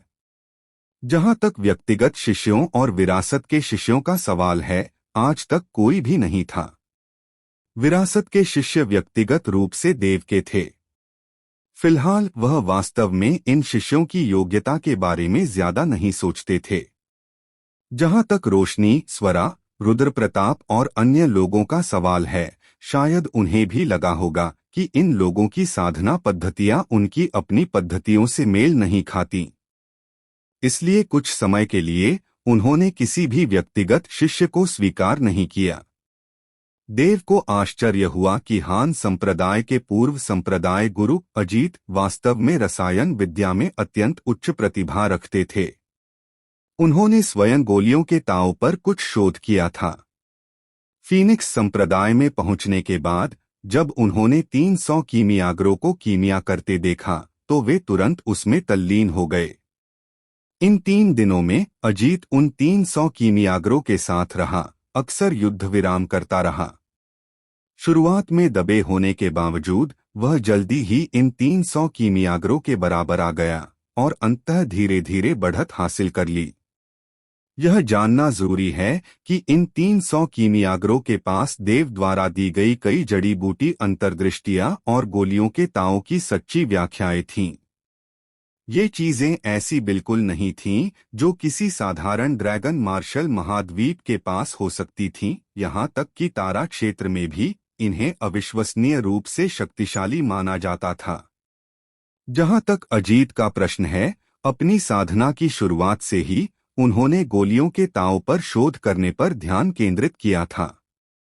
अब तक ड्रैगन देव लोक के मध्य चरण तक पहुंचकर गोलियों के ताव, आत्मा, औषधि में परिवर्तन आदि के बारे में उसकी समझ शिखर तक न पहुंचकर भी पूर्ण तो कही जा सकती थी। उसे रोकने वाली एकमात्र चीज थी अच्छे गोलियों के सूत्रों और गोलियों के ताओं की सही सत्य व्याख्याओं का अभाव। देव का मानना था कि जब तक वह उसे ये चीजें देता रहेगा, अजीत का गोलियों का ताव निश्चित रूप से ऊंचा उठेगा। इसलिए चौथे दिन की सुबह अभिमन्यु के जाने और देव के निर्देश देने के बाद उसने किसी से अजीत को बुलवाया। उसने अजीत को 2 जेड स्लिप दी जो उसने खुद व्यवस्थित की थीं। एक थी हर्बल इनसाइट्स, जिसका इस्तेमाल मुख्य रूप से आत्मा, औषधि और दुनिया में औषधीय जड़ी बूटियों के परिवर्तनों, विलय, पृथक्करण आदि के लिए किया जाता था। दूसरी जेड स्लिप थी गोलियों के ताओं की सत्य व्याख्याएं, जिसमें कई गोलियों के सूत्र थे। इसके अलावा प्रत्येक गोली सूत्र में यह बताया गया था कि कीमिया कैसे करनी है, किस प्रकार की आत्मा औषधि का प्रयोग करना है, कब ताप बढ़ाना है, कब ताप कम करना है और औषधि गोली निकालने का सबसे उपयुक्त समय कब है, इत्यादि। पहला महीना बीतने पर अजीत की कीमिया प्रतिभा पूरी तरह से प्रकट हो गई। देव जिस घाटी में स्थित था उससे लगभग 10 ली की दूरी पर एक पर्वत था। यह पर्वत ऊंचा नहीं था, लगभग 100 झांग ऊंचा, लेकिन एक दिन इसमें से एक प्रकाश फूट पड़ा जो 1000 झांग ऊंचा था। वह प्रकाश दिव्य धुंध की तरह बिखर गया, चमकीले रंगों को बिखेर रहा था और उसमें एक समृद्ध गोली की सुगंध भी मिली हुई थी। कई फीनिक्स संप्रदाय के शिष्य जो साधना कर रहे थे वहां देखने के लिए मुड़े। वे जानते थे कि उस पर्वत को गोली पर्वत कहा जाता है और इसे देव ने विशेष रूप से कीमिया शिष्यों के लिए आवंटित किया था। और ऐसा प्रतीत होता है कि फीनिक्स संप्रदाय भी पिल पर्वत के अलग होने के क्षण से ही देव द्वारा 2 शाखाओं में विभाजित हो गया था, मार्शल दाओ शाखा और कीमिया दाओ शाखा। हालांकि तुलनात्मक रूप से कीमिया दाओ शाखा में शिष्यों की संख्या बहुत कम थी, यह अभी शुरू ही हुई थी। कीमिया साधना को प्रभावित नहीं करती थी। वास्तव में अगर किसी के पास कीमिया प्रतिभा होती तो उसकी साधना की गति और भी तेज हो सकती थी। मुख्य कारण यह था कि ड्रैगन मार्शल महाद्वीप पर कीमियागरों का दर्जा स्वाभाविक रूप से अत्यंत महान था। अगर किसी को वास्तव में पता चल जाए कि उनके पास कीमिया प्रतिभा है तो कोई भी कीमियागर बनने से इनकार नहीं करेगा। गोली सबसे बड़ा डर उस प्रतिभा का न होना था। यह है बादल शुभ पवित्र आत्मा गोली की सुगंध। घाटी में देव ने भी उस औषधीय की सुगंध सूंघकर अचानक अपनी आंखें खोल दी। बादल शुभ पवित्र आत्मा गोली बहुत कीमती नहीं थी। निचले तारा क्षेत्र में भी इसे केवल साधारण ही माना जा सकता था, लेकिन यह एक औषधीय गोली थी जो तारा क्षेत्र में मौजूद थी। देव की परिभाषा के अनुसार ड्रैगन मार्शल महाद्वीप में लाए जाने पर इसकी तुलना मध्यम श्रेणी के संत आत्मा स्तर से की जा सकती है। दूसरे शब्दों में, जिस रसायनज्ञ ने इस औषधीय गोली को परिष्कृत किया था वह पहले ही मध्यम श्रेणी के संत आत्मा स्तर के रसायनज्ञ के स्तर तक पहुंच चुका था। ऐसा रसायनज्ञ पूरे ड्रैगन मार्शल महाद्वीप में दुर्लभ माना जाता था। आमतौर पर जो लोग संत आत्मा स्तर की औषधीय गोलियों को परिष्कृत कर सकते थे वे ड्रैगन संप्रभु क्षेत्र या कम से कम छद्म सम्राट क्षेत्र तक पहुंच चुके थे, क्योंकि रसायन विद्या में भी साधना संबंधी प्रतिबंध थे। हालांकि अजीत ने ड्रैगन देव क्षेत्र के मध्य चरण शिखर पर मेघ शुभ पवित्र आत्मा गोली को परिष्कृत कर लिया था। इससे पता चलता है कि उसकी रसायन विद्या की प्रतिभा कितनी भयानक थी। उसने अपनी कीमिया सिद्धि से साधना प्रतिबंध को बलपूर्वक दबा दिया और मेघ शुभ पवित्र आत्मा गोली को परिष्कृत किया। देव की आंखों में प्रशंसा झलक रही थी। अजीत की नजर में देव बहुत छोटा था, लेकिन करोड़ों वर्षों से जीवित रहे एक बूढ़े राक्षस देव की नजर में अजीत बच्चा भी नहीं था। धमाका! जैसे ही मेघ शुभ पवित्र आत्मा गोली का प्रकाश बिखरा और गोली की सुगंध फैली, गोली पर्वत से अचानक एक शक्तिशाली क्यूई फैल गई। ड्रैगन देव लोक अंतिम चरण देव की आंखें चमक उठीं। वह जानता था कि अजीत ने पहले ही एक सफलता प्राप्त कर ली है, और इस समय फीनिक्स संप्रदाय के अन्य शिष्य भी देख रहे थे। कुछ हैरान थे। उन्हें ड्रैगन देव लोक अंतिम चरण की परवाह नहीं थी, उन्हें सिर्फ उस मेघ शुभ पवित्र आत्मा की गोली की परवाह थी जिसे परिष्कृत किया गया था। चूंकि वह मेघ शुभ पवित्र आत्मा की गोली को परिष्कृत कर सकता है, इसलिए उसे एक उचित उपाधि देने का समय आ गया है। देव ने हल्की खांसी की, उसकी आवाज इस समय सबके कानों में गूंज रही थी। मेघ शुभ पवित्र आत्मा की गोली, जो वर्तमान में फीनिक्स संप्रदाय की 7 महान पवित्र गोलियों में से एक है, को अजीत ने परिष्कृत किया है।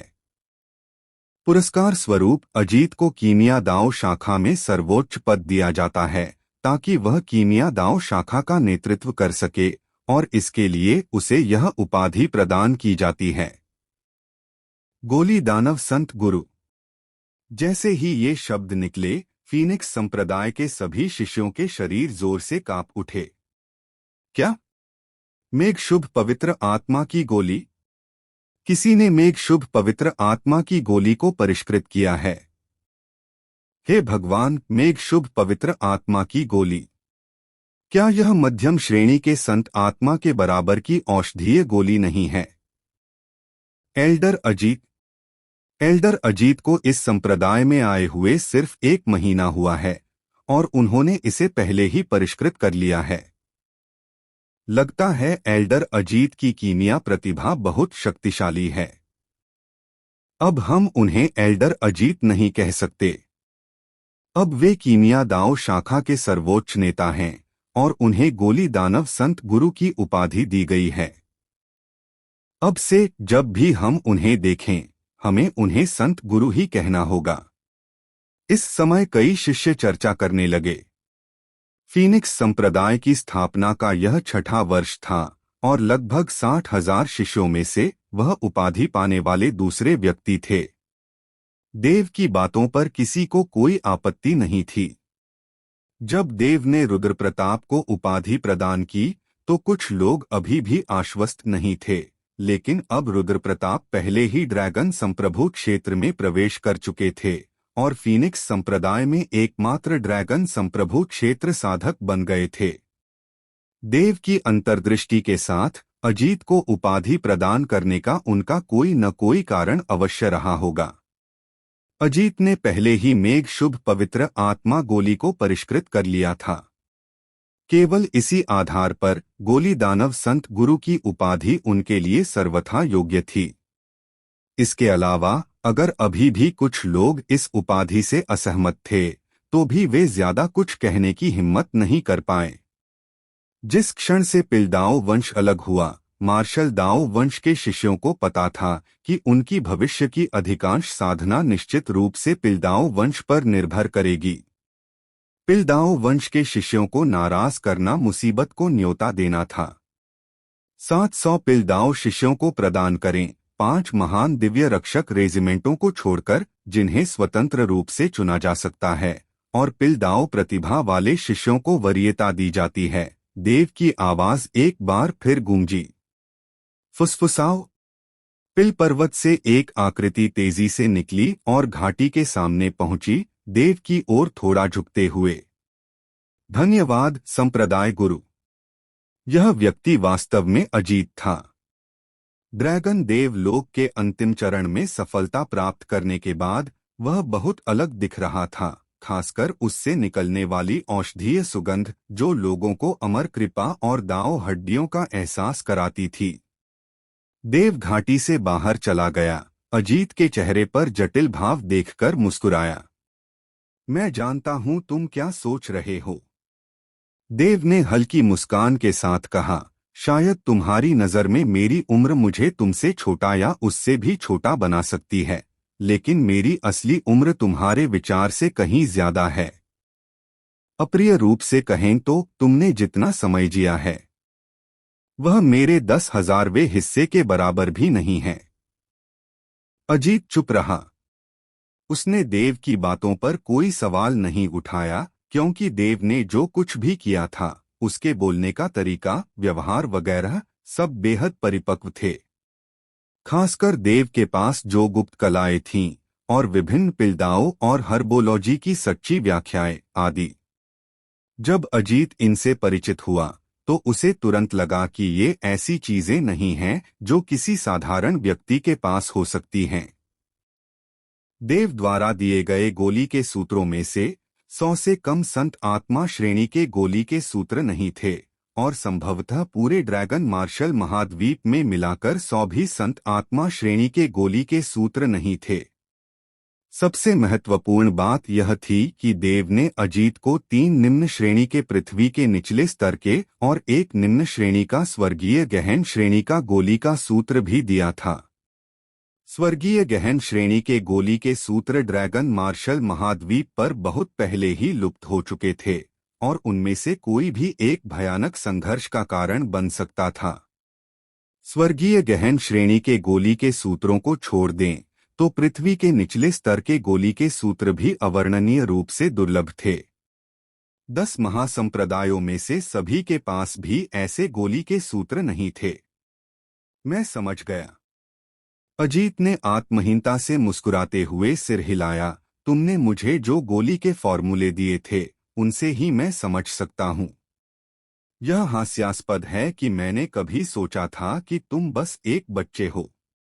यह सामान्य बात है। तुम। देव यह कहते ही अचानक रुक गया। तुमने अभी क्या कहा? देव ने अजीत को घूर कर देखा।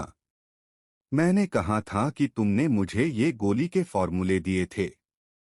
हाँ, ये गोली के फॉर्मूले हैं। देव अचानक हंस पड़ा और अजीत की ओर उसकी नजरों में गहरी प्रशंसा प्रकट हुई। संप्रदाय गुरु आप। अजीत थोड़ा उलझन में था। देव हंसा और बिना कोई जवाब दिए सिर हिलाया।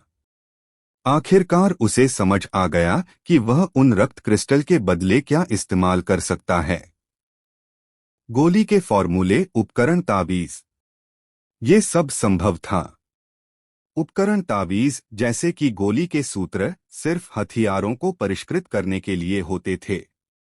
गोली के सूत्र और उपकरण ताबीज वे उन्हें एक नजर में पहचान लेंगे, लेकिन वे उन्हें परिष्कृत कर पाएंगे या नहीं, यह अलग बात है। देव मन ही मन हंसा, थोड़ा उत्साहित भी हुआ।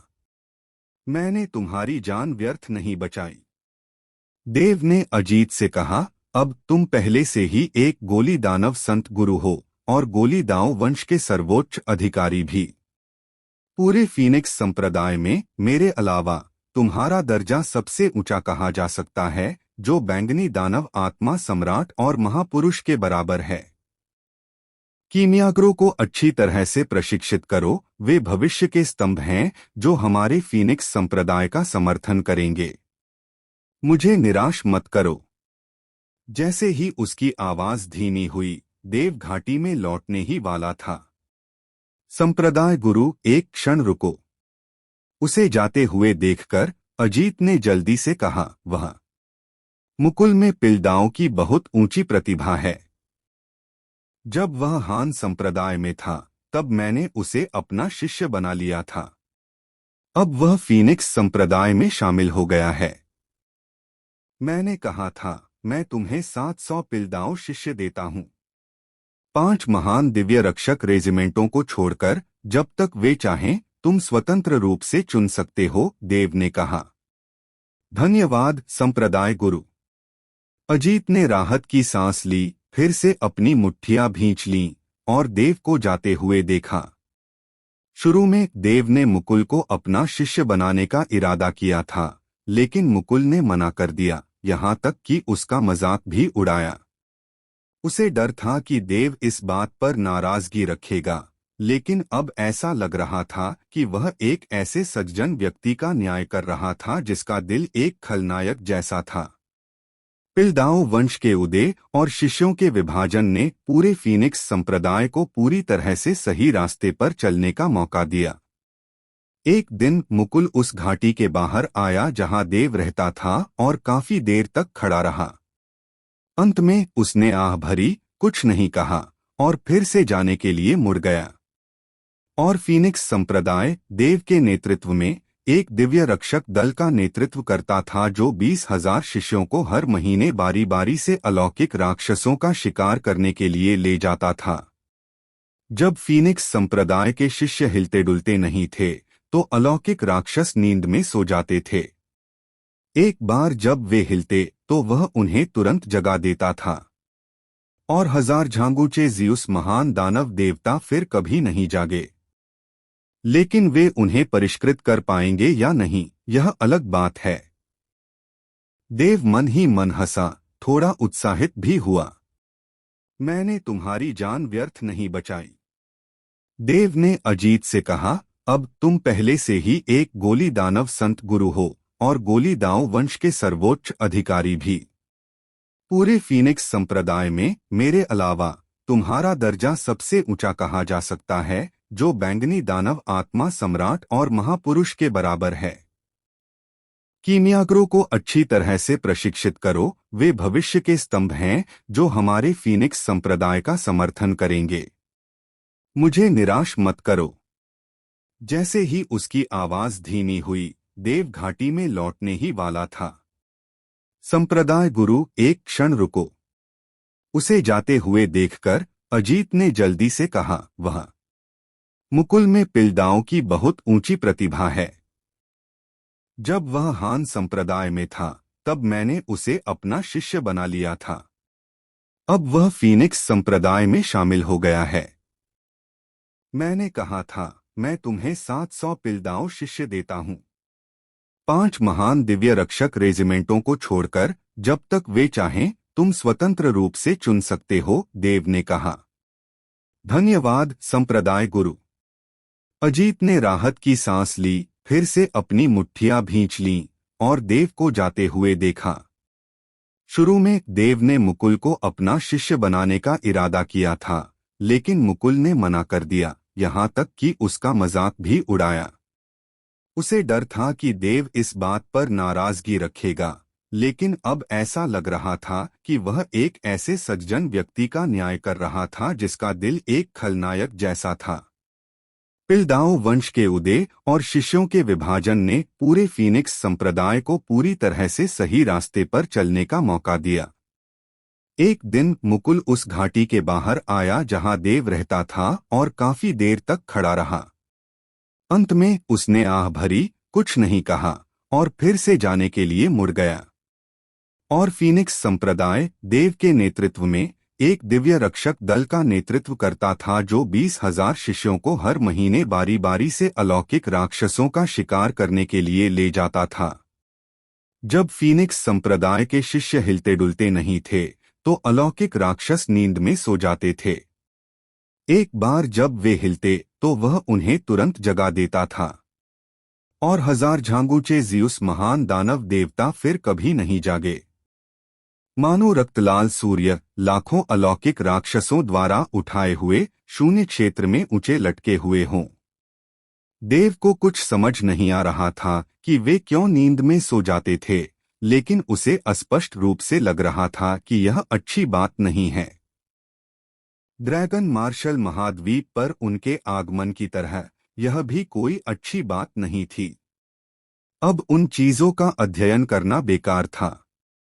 फीनिक्स संप्रदाय के शिष्य दिव्य रक्षक रेजिमेंटों के नेतृत्व में महीने में एक बार बाहर जाते थे, बशर्ते उनकी सुरक्षा सुनिश्चित हो। आत्मा रत्न, औषधीय गोलियां और अन्य वस्तुएं समय के साथ लगातार दुर्लभ होती जा रही थीं। हालांकि देव ने कई शिष्यों को इनका बहुत कम उपयोग करने दिया था और उन्हें केवल अपने भौतिक शरीर की साधना करने की अनुमति दी थी, फिर भी वे 2.5 साल बाद पूरी तरह से थक चुके थे। सौभाग्य से रक्त क्रिस्टल की निरंतर आपूर्ति हो रही थी, जिससे फीनिक्स संप्रदाय के शिष्यों की भौतिक शरीर साधना में लगातार सुधार हो रहा था। पलक झपकते ही फीनिक्स संप्रदाय में फैली तबाही के 2.5 साल चुपचाप बीत गए। इस दिन फीनिक्स संप्रदाय के ऊपर एक टेलीपोर्टेशन एरे प्रकट हुआ और दर्जनों परिचित आकृतियां टेलीपोर्टेशन एरे से बाहर निकलीं। और इन आकृतियों के आते ही नींद में सो रहे ज़ियस महादानव देवता की कसकर बंद आंखें तुरंत खुल गईं। देव, जल्दी से अपनी चाची के लिए दरवाजा खोलो। ज़ियस महादानव देवता की विशाल आकृति को देखते ही 9 बादलों के अमर माया समूह के बाहर से समीक्षा की आवाज आई। ये दर्जनों आकृतियां कोई और नहीं बल्कि समीक्षा और बाकी लोग ही थे।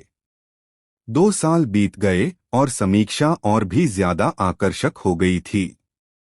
उसका दुबला-पतला शरीर बेहद मनमोहक था और उसके पूरे शरीर से एक मनमोहक आभा निकल रही थी। इसी समय समीक्षा बोली, जबकि उसकी नजर शून्य लोक में स्थित महान दानव देवता शियस की ओर थी, जो उन्हें देख रहा था। वह स्वाभाविक रूप से जानती थी कि यह किस स्तर का अलौकिक दानव है और उसका मन बेचैन हो उठा। यह महान दानव देवता स्तर के अलौकिक दानव कैसे हो सकते हैं? समीक्षा ने आग्रहपूर्वक पूछा। युवती, यह जगह थोड़ी अजीब है, एक बुजुर्ग ने आसपास का नजारा देखते हुए कहा। यह अजीब कैसे है? समीक्षा ने पूछा।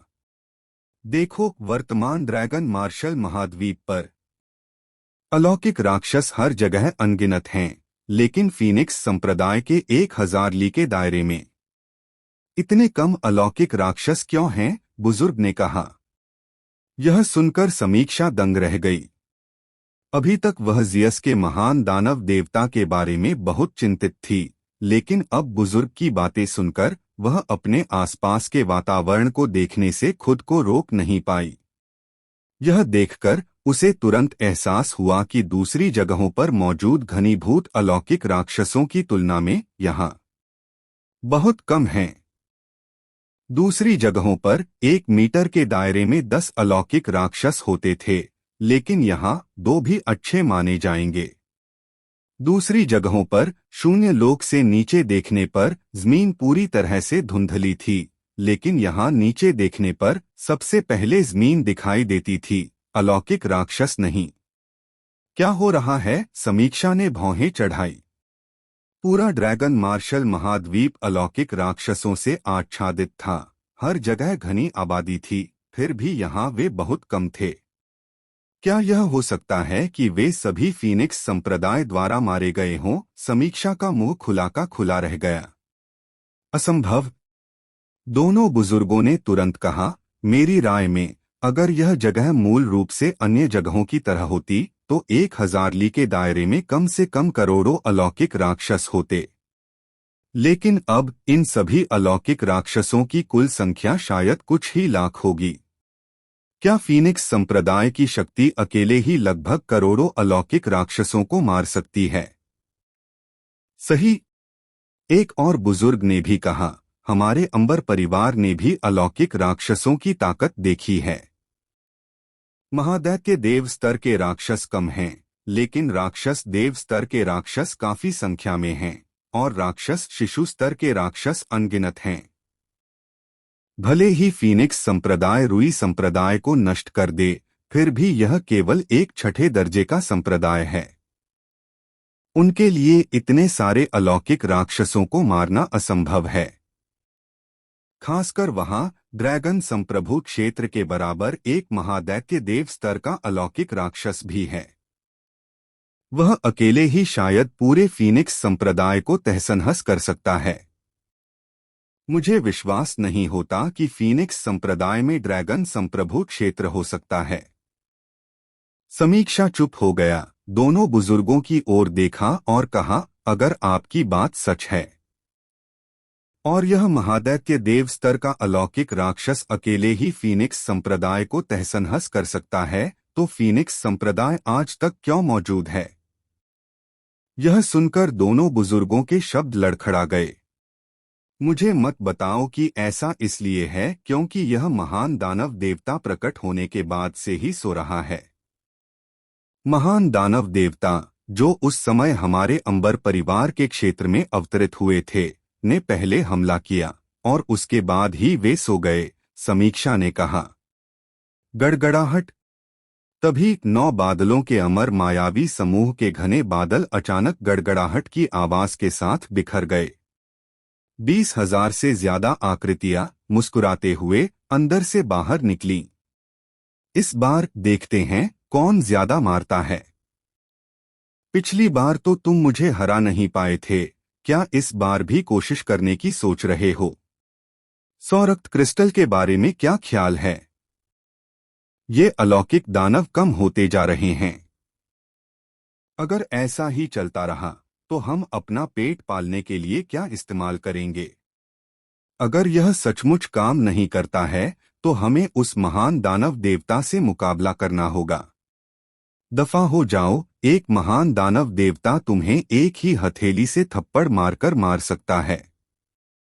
बेहतर होगा कि तुम अपने अलौकिक दानवों को लगातार मारते रहो। हाँ, यहाँ कोई अलौकिक राक्षस नहीं हैं, लेकिन दूसरी जगहों पर तो हैं, है ना? उन असंख्य आकृतियों के मुंह से मानो बहुत ही सहज हंसी के फव्वारे निकले। उनके शरीर हत्या के इरादे से उमड़ पड़े, उनकी आभा आसमान तक पहुंच गई। 9 बादलों के अमर मायावी समूह से 20,000 से ज्यादा आकृतियां गर्जना करती हुई बाहर निकलीं, और घनी दुष्ट क्यूई ने समीक्षा और अन्य लोगों के दिलों में भी कंपन पैदा कर दिया जब उन्होंने इसे महसूस किया। यह फीनिक्स संप्रदाय के इन शिष्यों की बातें सुनकर दोनों बुजुर्ग दंग रह गए, उनके पीछे खड़े दर्जनों लोग दंग रह गए, और समीक्षा भी उतना ही दंग रह गया। फीनिक्स संप्रदाय, क्या ये सब लोग सनकी हैं या कुछ और? एक बुजुर्ग ने अपनी जांघ पर थपथपाया, लगभग दहाड़ते हुए। आखिरकार उन्हें समझ में आ गया कि समीक्षा ने जो पहले कहा था वह सही था। यहाँ अलौकिक दानवों की संख्या पहले से ही घनी होनी चाहिए थी, और अब वे इतने कम इसलिए थे क्योंकि वे सभी फीनिक्स संप्रदाय द्वारा मारे जा चुके थे। 2.5 साल में उन्होंने लगभग करोड़ों अलौकिक दानवों को मार डाला। एक और बुजुर्ग हक्का बक्का रह गया, क्या वे मुझसे मजाक कर रहे हैं? उनकी आवाज फीनिक्स संप्रदाय के शिष्यों के कानों तक भी पहुंची, जिन्होंने तब महसूस किया कि उस विशाल समूह के बाहर किसी समय दर्जनों लोग प्रकट हुए थे। आज ठीक वही मासिक दिन था जब तारों वाले आकाश के दिव्य रक्षकों के नेतृत्व में अलौकिक दानवों का शिकार किया जाता था।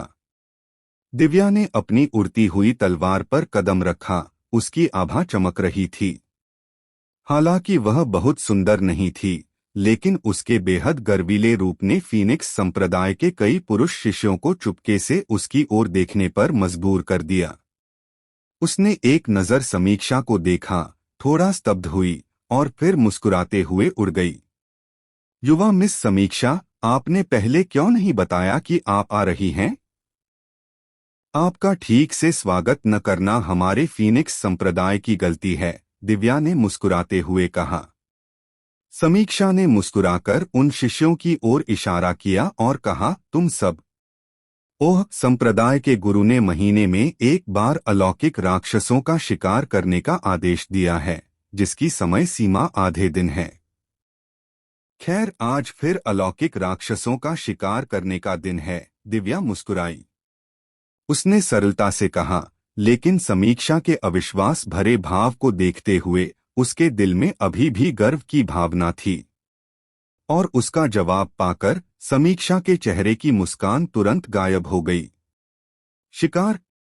तुमने सच में कहा था? शिकार? मैं?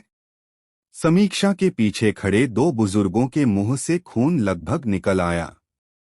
क्या हुआ? क्या मैंने कुछ गलत कह दिया? दिव्या उलझन में दिखी। दोनों बुजुर्गों के चेहरों पर रोने से भी ज्यादा बदसूरत मुस्कान थी। ठीक है, बिल्कुल सही, शिकार शब्द बिल्कुल सही है। जब से मैंने इसे सीखा है, तब से इसका यही सबसे अच्छा इस्तेमाल है। यह कहते हुए इन दोनों बुजुर्गों ने मन ही मन पूरे फीनिक्स संप्रदाय के पूर्वजों की 18 पीढ़ियों को कोसा था। वर्तमान ड्रैगन मार्शल महाद्वीप पर एक विपत्ति ने सब कुछ ढक लिया था।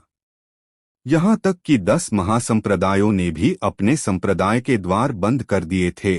शिष्यों को बाहर जाने की अनुमति नहीं थी। और फिर भी तुम सब, क्या तुम सच में यहाँ आराम से शिकार की बातें कर रहे हो? मैं तुम्हारी दादी की टांग का शिकार करूंगा। हालांकि उन्हें जवाब पहले ही मिल चुका था, फिर भी वे अपने दिल में इस पर विश्वास नहीं कर पा रहे थे और यहाँ तक कि मानने को भी तैयार नहीं थे। फीनिक्स संप्रदाय के इस छठे दर्जे के संप्रदाय में एक ऐसी विपत्ति जिससे सुपर संप्रदायों को भी बचना पड़ा था, शिकारी और भेड़िए के रिश्ते में बदल गई थी। और यह बहुत आसान लग रहा था।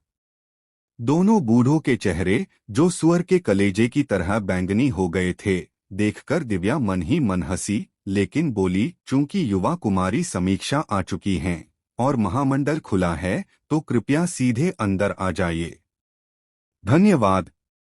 समीक्षा थोड़ा झुकी, उसके चेहरे पर अभी भी खुला आश्चर्य साफ दिखाई दे रहा था।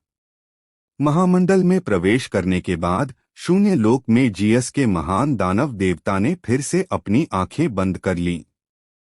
उसने अपनी आंखें पहले इसलिए खोली थीं क्योंकि समीक्षा के साथ दो बूढ़ आए थे। मुख्य हॉल के अंदर देव मुख्य आसन पर बैठा था और समीक्षा को आधी मुस्कान के साथ देख रहा था। उसने पहले ही अनुमान लगा लिया था कि कुनपेन पवित्र शरीर के पहले खंड की साधना के बाद समीक्षा अंततः वापस आ जाएगी। इस संप्रदाय को याद है, अंबर परिवार मध्य क्षेत्र में है ना? देव मुस्कुराते हुए बोला, एक बड़ी सेना से जैसी उम्मीद होती है।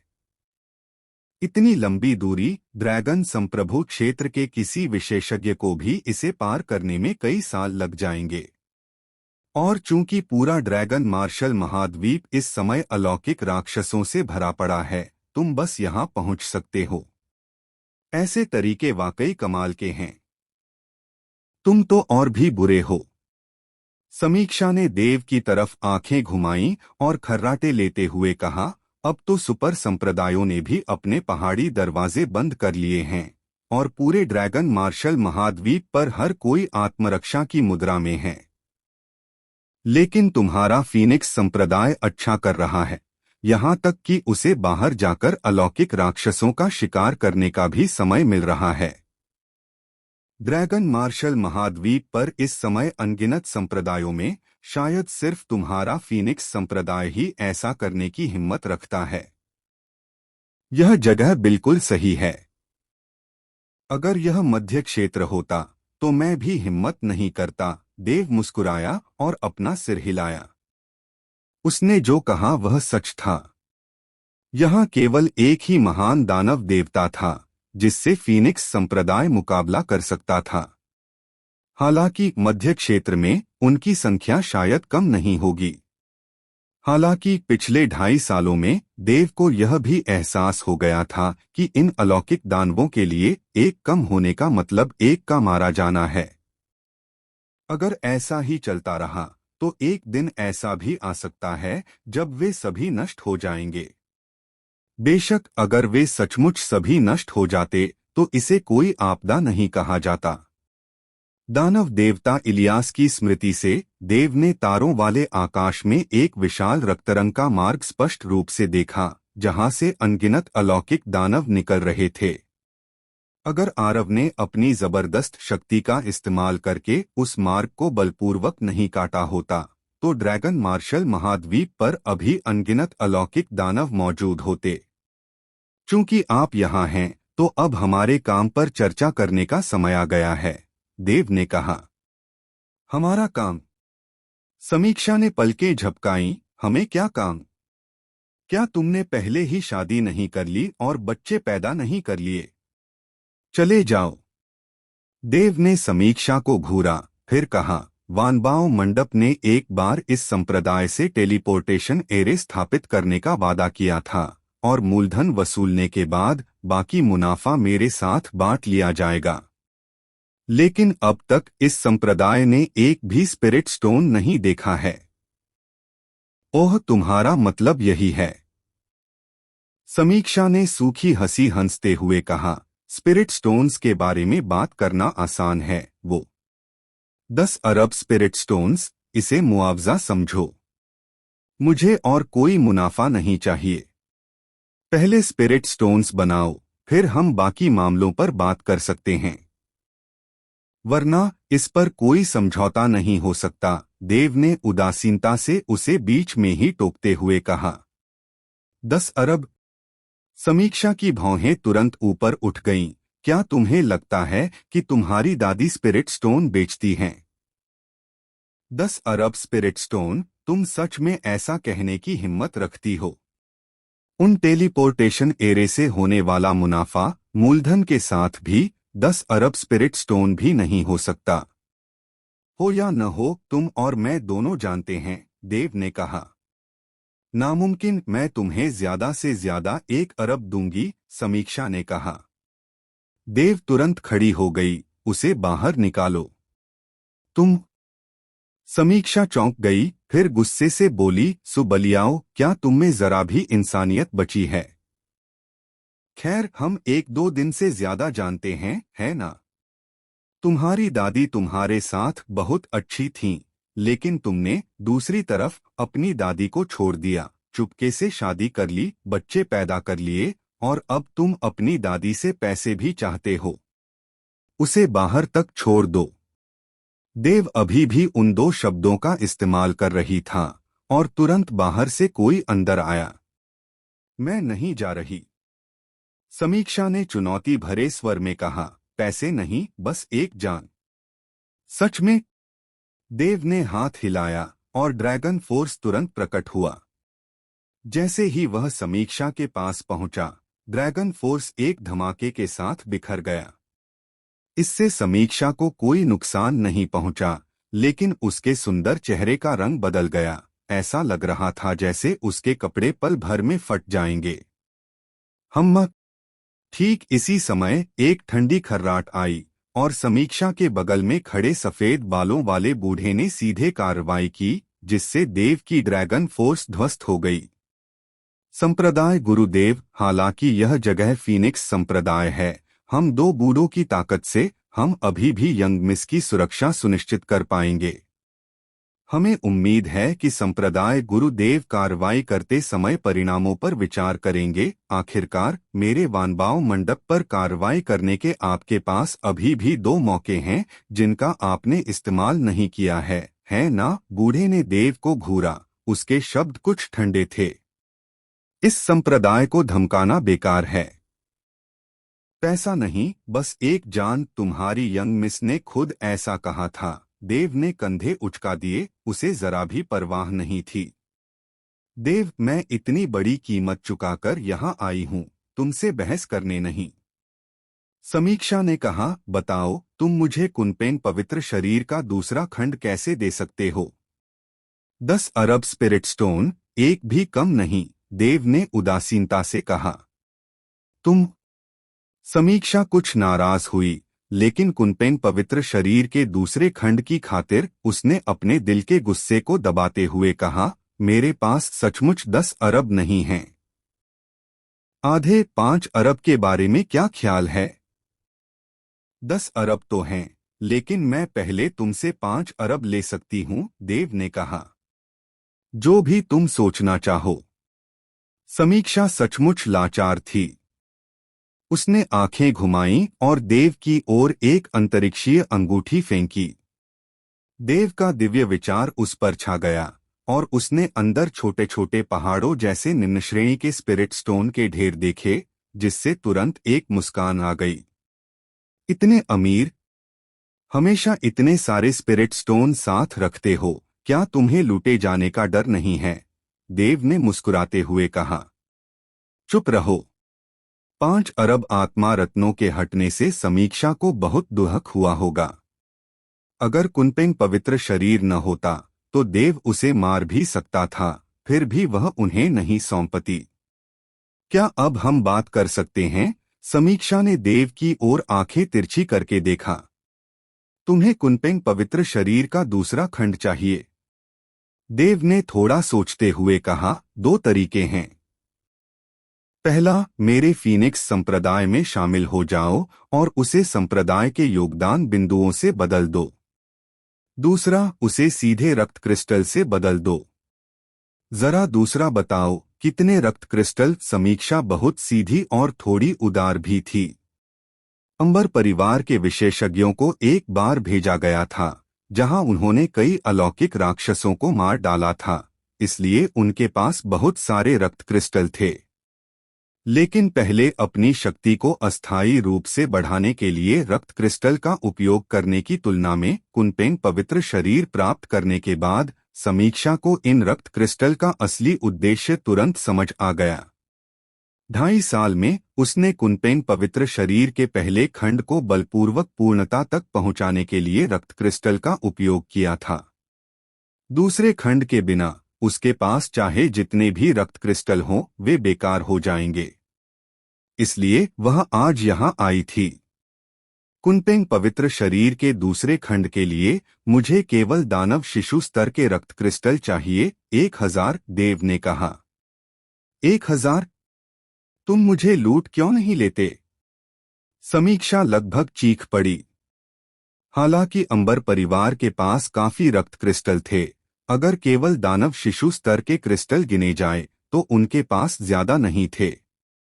देव, मुझे यह मत बताओ कि तुम्हें दानव शिशु स्तर के अलौकिक राक्षसों की ताकत का अंदाजा नहीं है।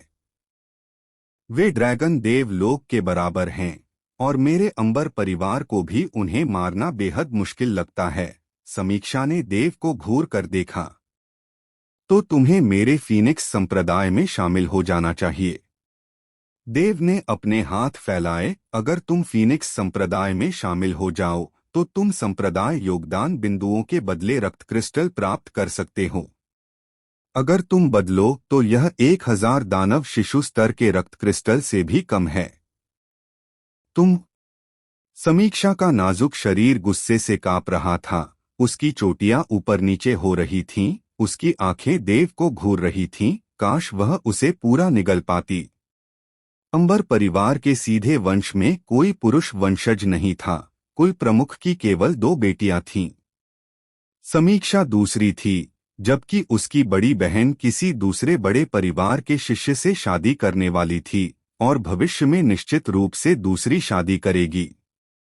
एक बार जब उसकी शादी हो जाती तो अंबर परिवार की युवा कुल प्रमुख का पद अनिवार्य रूप से समीक्षा को मिल जाता। ऐसा नहीं था कि समीक्षा को युवा कुल प्रमुख का पद पसंद था, क्योंकि युवा कुल प्रमुख बनने के लिए यह बहुत संभव था कि वह अपने जीवन काल में कभी शादी न कर पाए, जो एक महिला के लिए बहुत क्रूर था।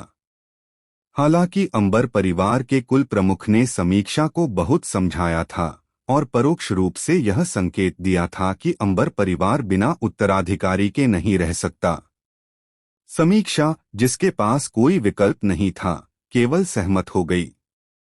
भविष्य में उसे अंबर परिवार की भारी जिम्मेदारियां उठानी ही होंगी। वह फीनिक्स संप्रदाय में कैसे शामिल हो सकती है? युवा कुमारी युवा कुल प्रमुख हैं। वह भविष्य में अंबर परिवार की बागडोर संभालेंगी और किसी अन्य सेना में शामिल नहीं हो सकती। उसके बगल में बैठे बूढ़े व्यक्ति ने कहा। क्या ऐसा है? देव ने एक पल सोचा, फिर कहा, ऐसे में मुझे 900 दानव शिशु स्तर के रक्त क्रिस्टल दे दो और बाकी 100 की गिनती स्पिरिट स्टोन से करो। एक रक्त क्रिस्टल 10 लाख स्पिरिट स्टोन के बराबर है, तो 100 का मतलब ठीक 10 करोड़ होगा। कैसा रहेगा? 500 रक्त क्रिस्टल, 5 करोड़ स्पिरिट स्टोन, समीक्षा ने कहा। देव ने भौहें चढ़ाई। उसके पास पहले से ही 5 करोड़ स्पिरिट स्टोन थे, और सबसे जरूरी बात, वह इन रक्त क्रिस्टल का इस्तेमाल ड्रैगन गॉड लोक में सफलता पाने के लिए करना चाहता था। एक बार सफलता मिल जाने पर उसकी ताकत बढ़ जाएगी। देव का मानना था कि अंबर परिवार के पास जरूर 1000 दानव शिशु स्तर के रक्त क्रिस्टल होंगे। बस समीक्षा उन सबको देने से हिचकिचा रही थी, क्योंकि उसे अभी भी कुनपेंग पवित्र शरीर के दूसरे खंड की साधना के लिए, अपनी आयु, क्यूई और रक्त बढ़ाने के लिए उनका इस्तेमाल करना था। 600 रक्त क्रिस्टल और बाकी 400 के लिए मुझे 4 करोड़ स्पिरिट स्टोन दे दो, देव ने कहा। समीक्षा काफी देर तक चुप रही, फिर आखिरकार मुश्किल से सहमति में सिर हिलाया। एक सुखद सहयोग। देव मुस्कुराई। कुनपेंग पवित्र शरीर में कुल 9 खंड हैं। आपको यह तब पता होना चाहिए था जब आप इसकी साधना कर रहे थे। अगले 7 खंडों को अभी भी रक्त क्रिस्टल के बदले में देना होगा। अगर आपके पास वास्तव में कोई रक्त क्रिस्टल नहीं है, तो आप स्पिरिट स्टोन का उपयोग कर सकते हैं। आपके अंबर परिवार के पास इतने स्पिरिट स्टोन नहीं हैं, लेकिन ड्रैगन मार्शल महाद्वीप के 3 महान व्यापारी घरानों में से एक होने के नाते आपके पास कम से कम कुछ स्पिरिट स्टोन तो होने ही चाहिए।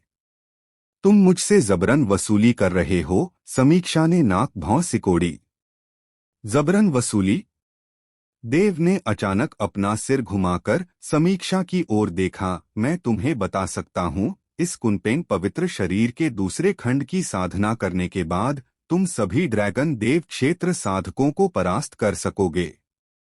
तीसरे खंड की साधना करने के बाद तुम छद्म सम्राट क्षेत्र में अजेय हो जाओगे। चौथे खंड की साधना करने के बाद तुम ड्रैगन सम्राट क्षेत्र से मुकाबला कर सकोगे। ये तो बस पहले 4 खंड हैं। तुम जितना आगे जाओगे, तुम्हारी शक्ति उतनी ही बढ़ती जाएगी। ऐसी साधना तकनीक के लिए क्या तुम्हें लगता है कि यह जबरन वसूली है? समीक्षा के शब्द उसके गले में अटक गए। उसे नहीं पता था कि देव ने जो कहा वह सच था या झूठ, लेकिन पहले खंड की पूर्णता तक साधना करने के बाद उसका भौतिक शरीर पहले से ही ड्रैगन कोर क्षेत्र शिखर के बराबर था।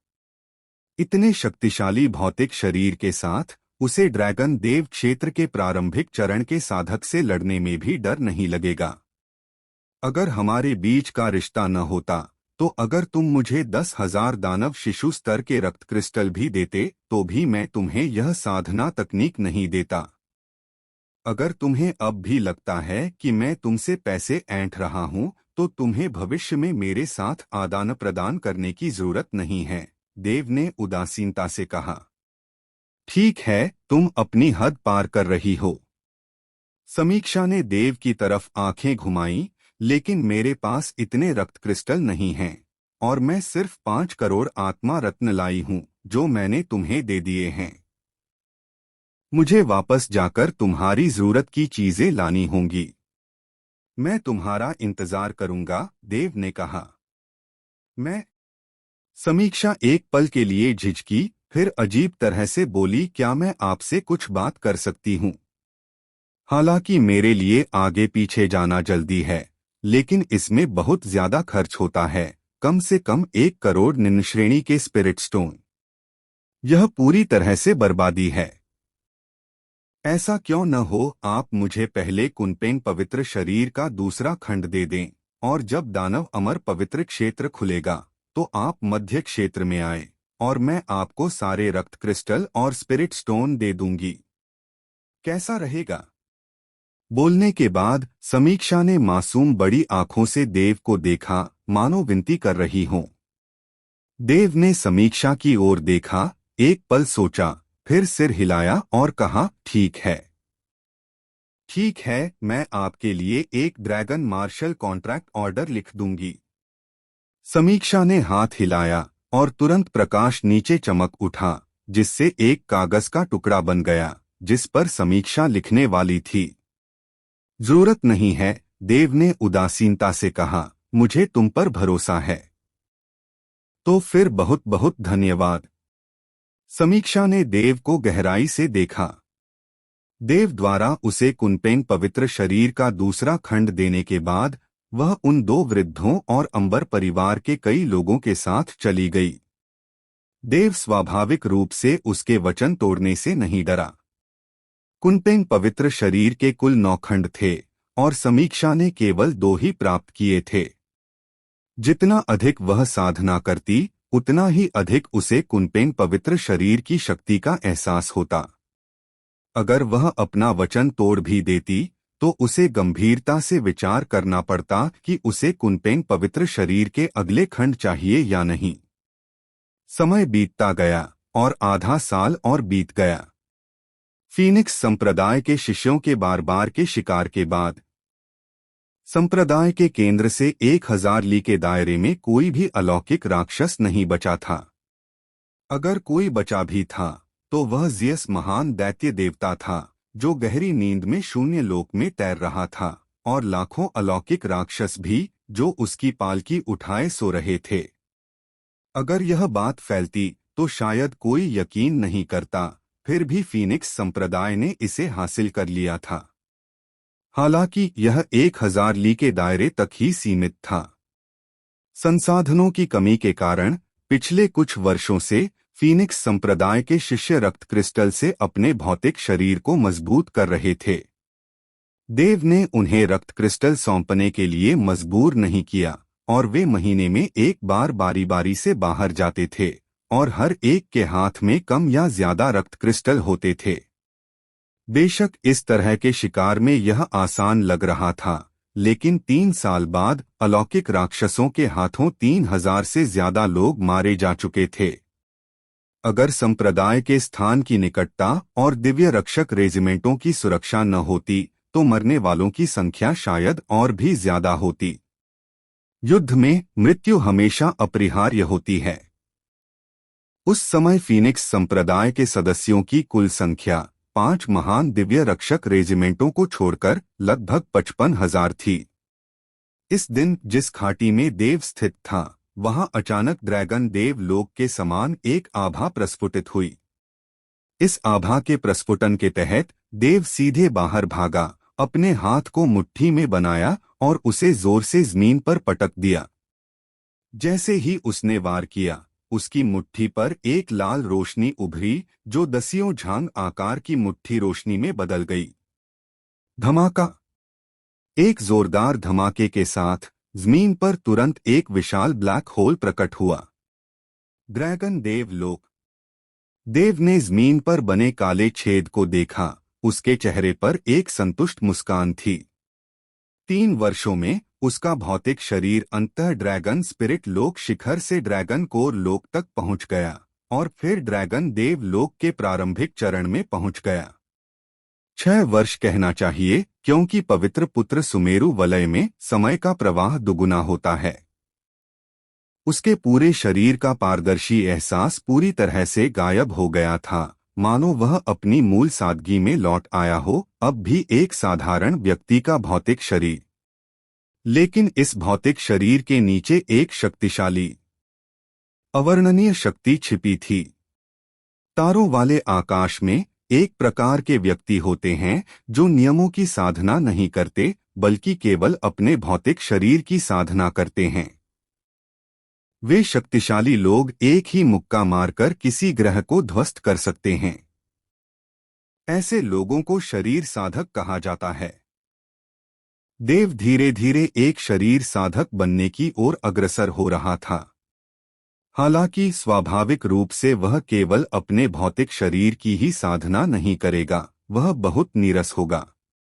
यदि साधना द्वारा सहायता प्राप्त हो तो दोनों एक दूसरे के पूरक बन जाएंगे और उनका विलय समान स्तर के लोगों की तुलना में कहीं अधिक शक्तिशाली युद्ध शक्ति को उद्घाटित करेगा।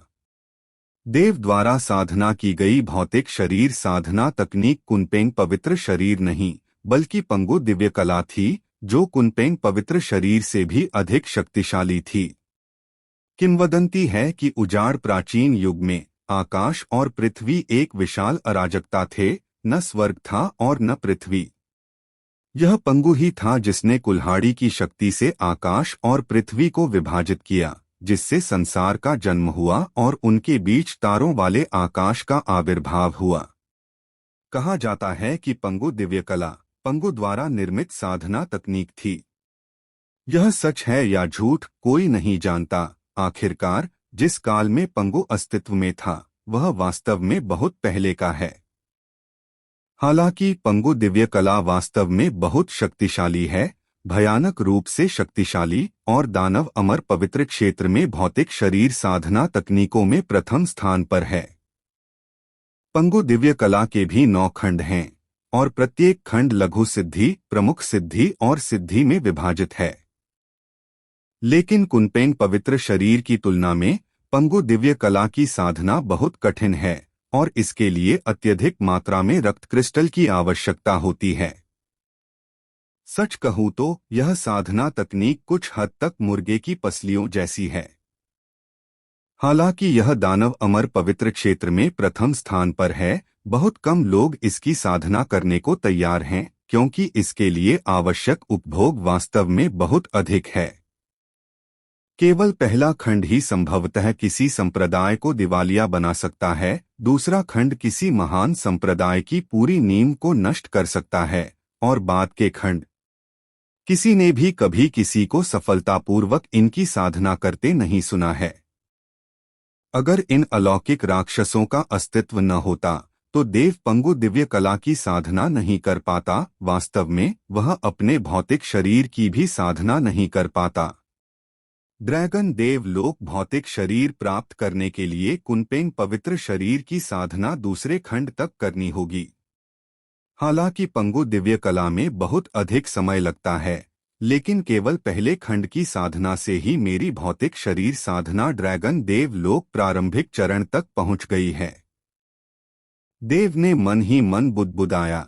इसके अलावा कुनपेंग पवित्र शरीर से साधना किया गया ड्रैगन देव लोक प्रारंभिक चरण का भौतिक शरीर संभवतः ड्रैगन देव लोक अंतिम चरण के हमलों का सामना कर सकता है, लेकिन पंगु दिव्य कला से साधना किया गया मेरा यह भौतिक शरीर एक साधारण छद्म सम्राट लोक की बमबारी के बीच भी अक्षुण्ण और जीवित रह सकता है। देव की सफलता के ठीक 3 दिन बाद आकाश में अचानक एक विशाल भंवर प्रकट हुआ। भंवर गर्जना कर रहा था जिससे आकाश और पृथ्वी हिल रहे थे। यह न केवल फीनिक्स संप्रदाय से बल्कि पूरे ड्रैगन मार्शल महाद्वीप से भी दिखाई और सुनाई दे रहा था। यहाँ तक कि जियस के महान दानव देवता जो गहरी निद्रा में थे ने भी अचानक अपना सिर उठाया और शून्य लोक की ओर देखा, और उन अलौकिक दानवों ने भी अपनी आंखें खोलीं। उनकी निगाहें हत्या के इरादे और क्रूरता से चमक रही थीं। फीनिक्स संप्रदाय और अन्य लोग चौक पर खड़े थे। देव सबसे आगे भंवर को देख रहा था। पहली नजर में ऐसा लग रहा था जैसे भंवर आकाश में फीनिक्स संप्रदाय के ठीक ऊपर है, लेकिन करीब से देखने पर यह फीनिक्स संप्रदाय से बहुत दूर लग रहा था। क्या संप्रदाय प्रतियोगिता आखिरकार शुरू होने वाली है? देव ने धीरे से कहा। उन्होंने दैत्य अमर पवित्र क्षेत्र में इस प्रवेश के लिए पहले से ही कर्मियों को तैयार कर लिया था। संप्रदाय प्रतियोगिता 1000 लोगों तक सीमित थी, जिसमें ड्रैगन देव क्षेत्र सर्वोच्च था। ड्रैगन देव क्षेत्र से नीचे की किसी भी साधना की अनुमति थी। इससे साधारण 6 धारा संप्रदायों के लिए कोई आशा नहीं थी। लेकिन फीनिक्स संप्रदाय के लिए यह बेहद आसान था। सभी 82 संत शीत दिव्य रक्षक देव द्वारा लाए गए थे। 700 से ज्यादा तारों वाले आकाश दिव्य रक्षक, जिनकी स्वर्णिम कोर क्षेत्र साधना ड्रैगन देव क्षेत्र के बराबर थी।